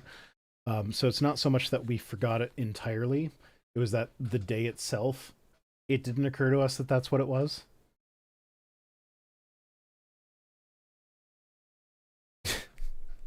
Gal with the Plan 5 says, funny, that's also my birthday. I got a world without Charlie Kirk for my birthday. Yay. And to be fair, VR is running two chats at the same time. Yes, I am. There's about 100 of you in the YouTube chat, but Cirrus and I do sometimes merge our Twitch chats, because that is a thing that Twitch can do. But neither of us really understand how that works. So sometimes we remember to try it, and other times we don't. My God, how long does it take to just let a fucking dog in? I'll bet you he's taking a shit. I'll bet you all $5 that Cirrus is taking a shit. So if I lose the bet, I have to donate $5 to something. And if I win the bet, y'all have to super chat me $5. Were you taking a shit? I come back to stop saying I drew Cirrus getting cock-fucked today. Salt and Pepper Dilf Rhino will have to wait. What the fuck did I come back to? Did you take a shit while you were gone? No, I had to get the dogs in and found out it was storming, so I also had to comfort the cat. God damn it. That means I have to give $5 to charity. I made a bet with chat. And you lost. Also, you missed it. So, Heidi and I forgot that it was our anniversary on our anniversary. Yeah. Our anniversary is September 10th. Uh-huh. So when we realized that we forgot, I turned to her and I was like, "You got me a world without Charlie Kirk for our anniversary." Why is my dick backwards stuff? Why is that? Why is Russus docking me? Salt and pepper Dilf Rhino for the win. I give up. Come on, Stoff. I give up. Come on, Stoff. You have your marching orders. You know what to do. I just give up. I give up. Also, you do suggest Stoff do Lord a lot of shit Kazak for says free. you have to donate more than that. You bet each of us $5. Stoff Okay. says that's way more than docking service. You're right. You're right. That's creating a vagina out of a penis. That is vaginoplasty in action. That's a penisissy. A panussi, if you would. Okay. Moving on to our second tweet of the evening. Hi, Blair. Candace Owens says, "It's crazy how I never once said that Israel murdered Charlie Kirk, but the Zionists are all repeating that without a shred of evidence. Remember, if they aren't lying, they aren't breathing." So this is a fascinating thing that I ran into while I was collecting tweets today. Is that there are so many conspiracy theories on the right about what happened to Charlie Kirk that have nothing to do with the left. And stuff like Israel did it. And it's just like, and all the higher ups are like, can we stop this? There's no evidence for this. Can we stop doing these conspiracy theory nonsense? Like, no, they can't, because that's what you have been feeding for the last decade. You can't pretend that this isn't the expected outcome here. Yeah. I'm sorry. Hellbound Hillbilly says, "I heard about Charlie Kirk on my way home after wrecking my car. It helped my mood." Wow.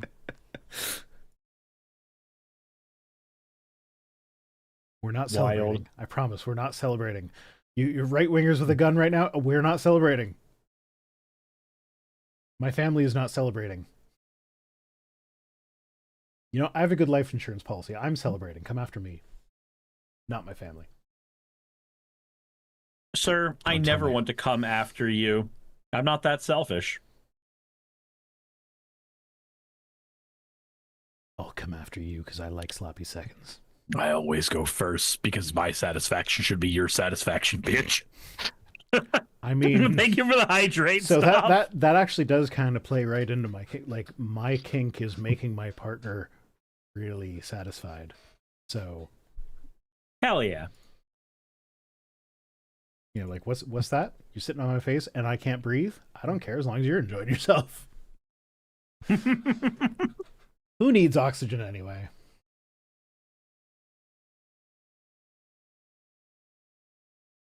Yeah, speaking of, they aren't breathing.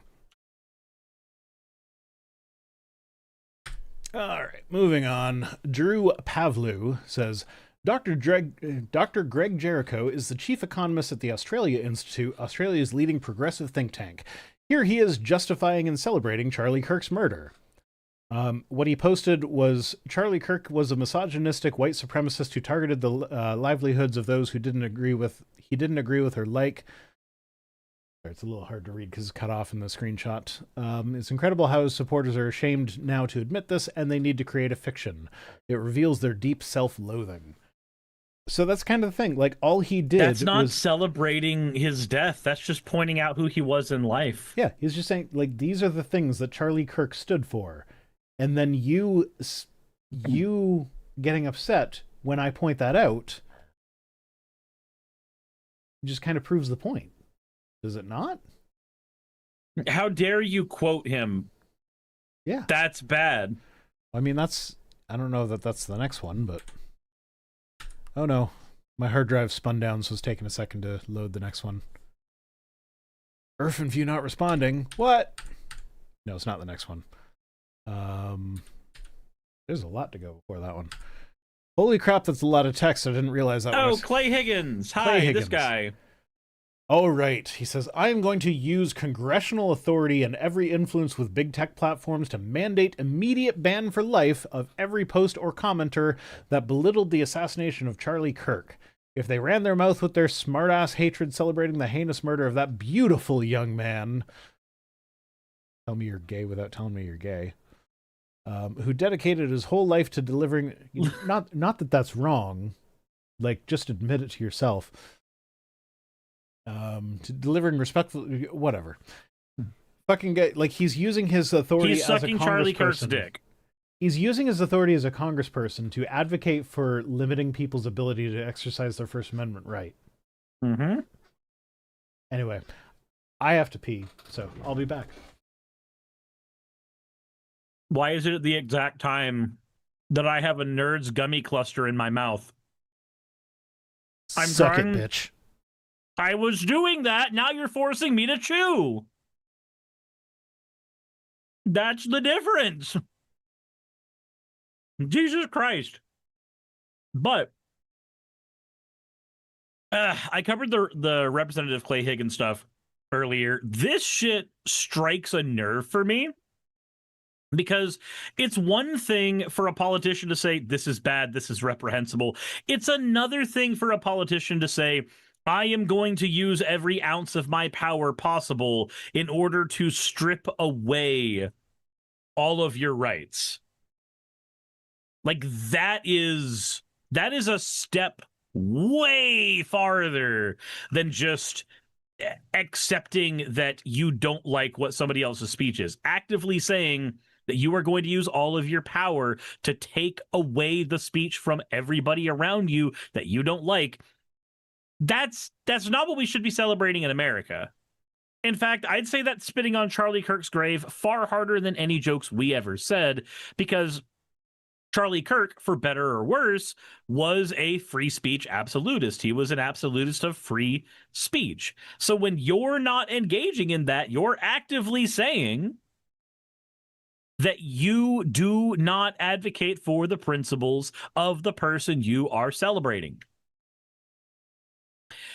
Tenekaroon says, it's irrational to goose step on back to the 1930s. Yep, it is. But they're trying to do it. The right desperately wants the Charlie Kirk assassination to be their Reichstag fire. They want this to be their thing that they get to say in the news for years as a justification for every horrible thing they want to do. That's what they want, more than anything. Yeah, that is what they want. Hi, welcome back, Rhino. Hi, I'm back. They want to see the attack on Charlie Kirk as if it were an attack on all of them, an attack on Parliament, which is what the Reichstag fire was. Mm-hmm.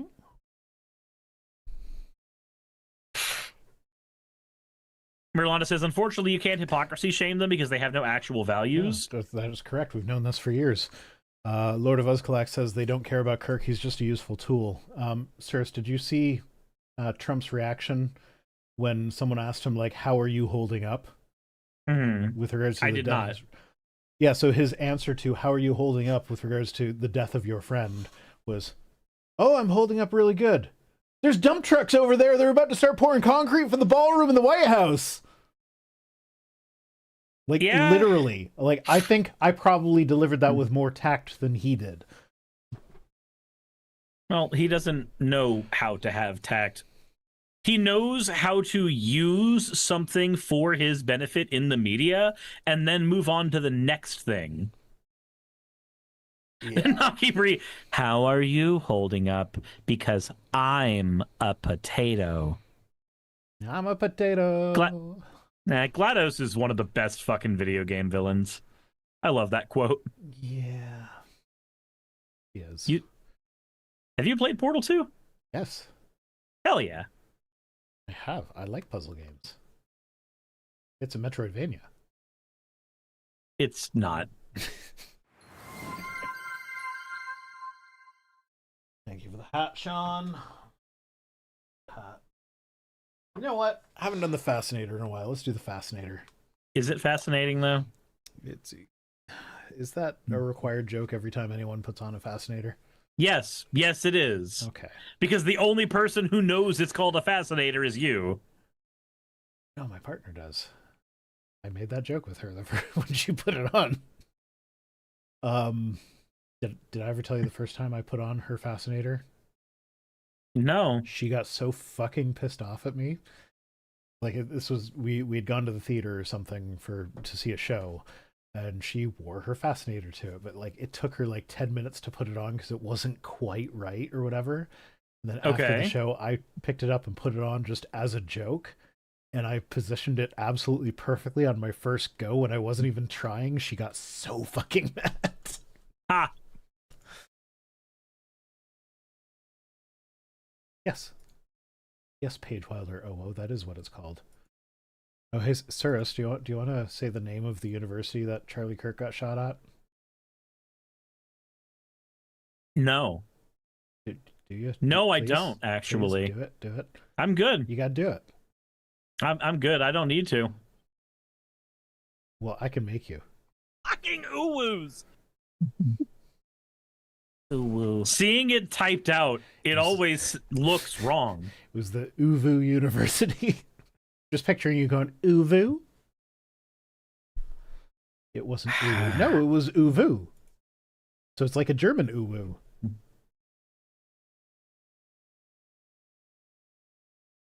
Clueless says, it is fascinating.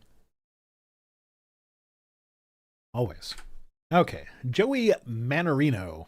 It's been a while since we've had Joey on here. I don't understand this Joey guy. Like, he's a real person. Okay. But, like, I don't know that anybody takes him seriously. But he's got a huge following. Like, does the right laugh at this guy too because he's such an idiot? Or is he a useful idiot? I mean, I don't know. I feel like after Cat Turd, anything's possible, right? Yeah, I guess. So anyway, Joey said, Donald J. Trump's mother was born a subject of the British Crown, so technically he's eligible to be the Prime Minister of the United Kingdom. Their next election is 2029. He probably won't be president by then. Should he consider trying it on the other side of the pond? Oh my fucking God. They want Trump to be leader of the world. Yes, they do. That's what they want. They want Trump to be the leader of everywhere that is considered the West and by extension then the world. I just can't wait till he dies of natural causes. And like we all know that like no matter how Trump dies, they're going to blame the left. Well, there's going to be a billion conspiracies. If he dies of old age, they're going to be like, no, somebody with his amount of money could have stayed alive for another 10 years. He's literally the oldest president in American history, and plenty of them have died in office of natural causes younger than him. So like, it's not outside the realm of possibility that he just dies tomorrow. And I would be very happy if he died tomorrow. But there will be, like, no matter how he dies, no matter what the coroner's report is, or even if he makes it through his whole term and dies after retiring or whatever, there's still going to be a conspiracy about how it was the left's fault. They assassinated him somehow. So, like, may as well get it over with sooner, right? Nature. I was talking to nature there, not anyone, not people. Mama, just kill the man. Put a root against his head. I mean, we're talking about Mother Nature, plus we right? don't elect our PMs like America elects its presidents. Yeah, no, in order to run in England, in the UK, he would actually have to, like, run for parliament and, you know, win a riding, as opposed to, like, you don't...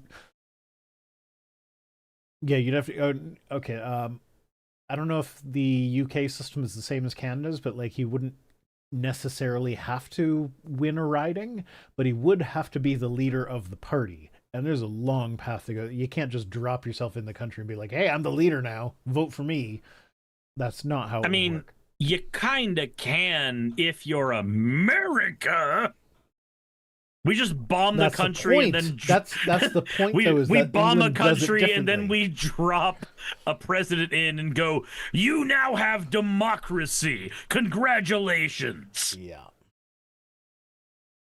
Fennec says Sir singing makes me smile. Hey, I sang earlier when Cirrus went away. I sang Pink Floyd again. Not well, but I sang it.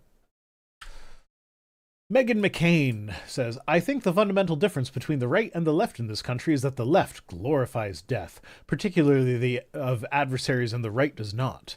And it's not something I think I really have full fully faced until Charlie's assassination, and it's petrifying. What is martyring a person but glorifying their death? So there's a follow-up to this one. 2 hours later. Death penalty. Literally 2 hours later. So, so this one was 7:56 a.m. on September 12th. That one was 9:43 a.m. also on September 12th. Fucking hell. Literally 2 hours after being like, the left glorifies the death of people, not the right. She's calling for the death penalty for the person. Meanwhile, I'd like to glorify the death of a person. Yeah. I mean, Charlie Kirk himself was in favor of public executions, so. Yeah. True. Okay, here's the person we were talking about earlier. So, Raven Rainfall says, you people are despicable, vile, evil, and utterly monstrous. Person. You may disagree with his politics, but you're treating him as if he committed mass murder or raped children. I'm so relieved I escaped your toxic cult. Fuck you, cunts. You know, I'm sure that I'm sure that everybody that she sent this to felt special and like they had a personal troll. Until you realized it was a copy pasta. It's a copy pasta that was sent to like fucking 10 different people. Yeah. So that's just somebody fishing for a reaction. That's pathetic. So the thing that I said that got her calling me a toxic cult, saying fuck you cunt, and calling me despicable, vile, evil, and utterly monstrous was, I said, quote, I think it's worth it. I think it's worth to have the cost of, unfortunately, some gun deaths every single year so that we can have the Second Amendment to protect our other God-given rights. Charlie Kirk. The Charlie Kirk quote. That is a Charlie Kirk quote. That was all I posted. That's the only thing I posted on Twitter, aside from links to my fucking Friday videos, because just a thing to stop my account from falling into like them allowing the handle to be snapped up by someone else. This is the only thing, the actual thing that I have posted in about a year. And it's just a quote. I didn't say anything about it. I just quoted Charlie Kirk. But that makes me vile, evil, and utterly monstrous and makes me celebrate his death. So if my quoting him makes you call me vile, evil, and monstrous and makes it seem like he's celebrating his death, then what about the families of the kids who he was undoubtedly talking about when he said that?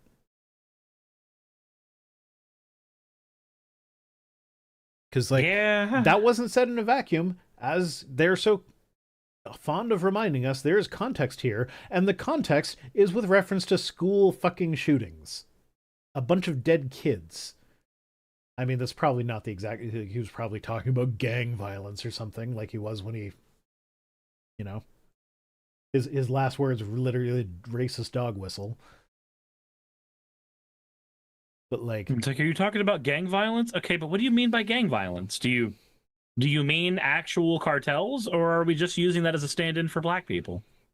Oh, he was using it as a stand-in for black people, sure. But yeah, no, like if just quoting him gets you to call me vile, evil, and utterly monstrous, then maybe you should look at his quotes and think maybe that's not a thing that I should believe. The thing is, I would agree with you if I think that much thought went into this post in the first place. Oh, no. No thought went in. She probably didn't even originally write that. She probably copied that from somewhere else. Because, okay, well, here we go. DC Prox, who was also caught up in this with another Charlie Kirk quote, responded with, we're literally quoting the actual words he actually said. If it's so evil and vile, then maybe he shouldn't have said it. It's weird that you cultists get mad at us for accurately reporting what he said. I never celebrated his death. I just pointed out what he said. To which she responded, sure, pronoun freaks. No. She said pronouns freaks. Oh, right. Plural. Yes. I'm sorry. Because someone that doesn't like pronouns is clearly going to be great at grammar. Yep. That they don't. They're. I don't have that button anymore. I'm fucking sorry. Pronouns. I mean, I might have that button, but I'm gonna have to push all of them to find it. Fucking pronouns! There it is. Fucking pronouns! I do still have that button. Oh, that fucking guy. Man, I used to watch him. Do you remember when we did a whole video on him because he got upset at the Doctor Who trailer with them talking about snowmanning, and then he had to go to like the 9th definition of what snowmanning meant in Urban Dictionary to make it look bad, when it was really like, no, he just like literally had a snowman fall on him. I remember. I remember. Fennec says, label the buttons. It's not that hard. So the problem is there's A, B, and C. And there's few. So like this is the top right button. Everything's computer. On B. This is the top right button on A. This is the top right button on C. Fucking pronouns! Oh, apparently I have that one on there twice. But my point is, there are multiple things, like the labels would just get impossible to read very quick. So yes, it's on your Stream Deck, right? Also, I change it too often. Yeah, well, this is the Go XLR. Oh, just get better. Like, get good, man. Why I label things? No, I mostly stick like the B bank is where my go-tos are. So like this one. You've been a bad girl. That's my bottom right. On B is. You've been a bad little girl, and you're getting a vigorous spanking right now. Top left is really important. That's where all the oohs are. Ooh. Stupid. Yeah. Sure, that's very important. Yeah, I guess it is. Yeah. Mm-hmm. Yeah, it is very important. Yeah, top right is Trump's everything computer, and I love Tesla. I love Tesla. And then bottom left is the one that I changed. 2 hours later. So that was my 2 hours later today, because that wasn't an actual video clip. Man, something terrible is going to happen to you in your fucking sleep. Ooh. Yeah, it'll be the last time you hear those words said, old man. Ooh. Fuck Ooh. the immortal. Why? Ooh. There, you got your fucking thing. You could have just listened to Rhino press the button another 5 times. Ubiquitous Shinji, thank you for the follow. The best part about that is that I don't know what part of that was me pushing the button, what part of that was you. Shooty Bob says they're better fresh. You get microwave reheated, whatever the fuck that word was, instead. Forever. Fucking ooh. Also, ubiquitous Shinji, are you really that ubiquitous? Because, like, last I checked, you were not part of human instrumentality. Fennec, do it. Fuck you. If I make if you make it sharp with the button labels. But they change all the time. How often do I use this one? 2 hours later. This is literally the first time. That's normally a different thing. That's my changey button. God damn it, Fennec. Fuck you. You're getting a vigorous spanking because you've been a bad girl. Know how much you love that button. Sure, pronouns freak. Get a dry erase board. Yeah, those things are fucking big. I'm not getting a huge fucking dry erase board just so I can label my fucking joke buttons. Get a small dry erase board then. No, the small ones are too big for that. Get a better system. Fuck off. My system is top left is ooh. Ooh. The rest is incidental. Everything's computer. What is the next fucking tweet, bud? The next fucking tweet is the same fucking tweet. Oh, what's the next tweet? I didn't want to leave you out of it. I wanted to point out that Cirrus got the exact same treatment that I did. You point out all the other creators who also got the exact same tweet? There was a long list. Professor Tesla, thank you for redeeming your points for an whoa. There. See, that you're on the right side of history like 5 times on that one. You've been a bad girl. The White House tweeted out, "One nation under God." And I happen to know which God it is. No. The God that it is under is Gay Unicorn Gary. I was a product placement the whole time. Let's go, capitalism. You'd like to be under those legs, wouldn't you? God, I love buying stuff. Yeah. Buying stuff's fucking great. Buy your Gary merch at merch.vicerhino.com. God, I fucking hydrate you slime bastard. Thank you, Jassa.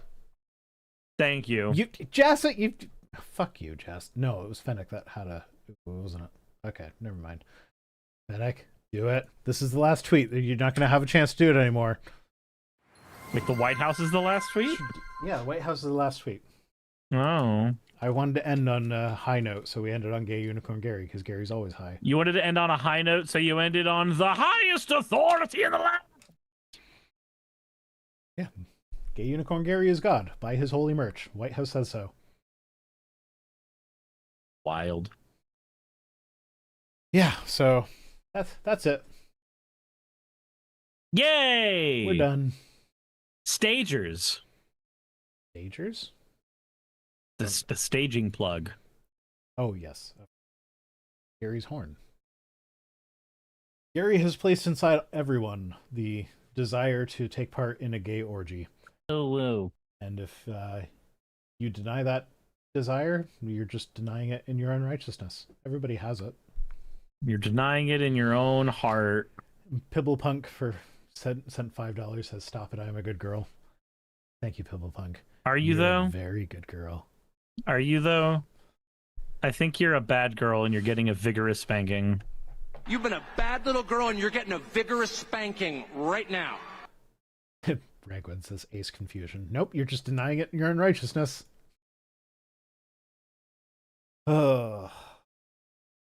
I have mixed feelings about using Gary that way. Because, like, yeah, I know Ace, but at the same time, like, that's kind of the point, is that you know that you don't actually have that desire.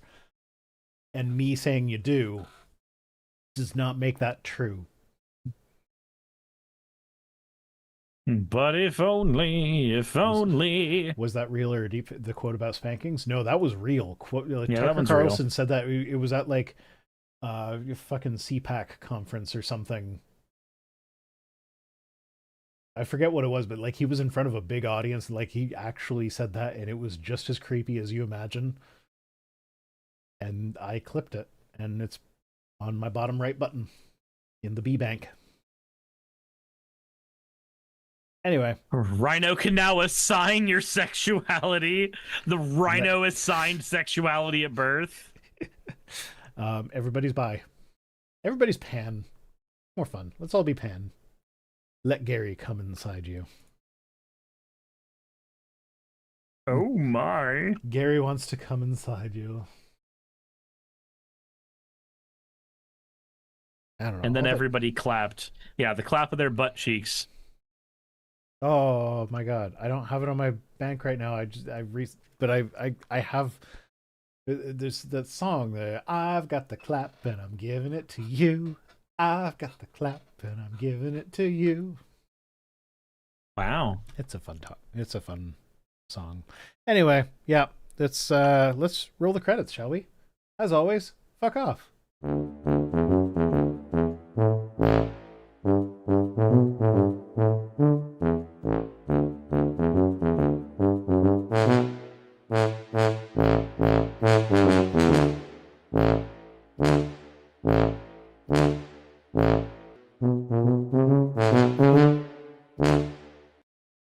I forgot it was that. I forgot that I did that. I'm glad you forgot. Thanks for because I'm joining me. happy to remember. That's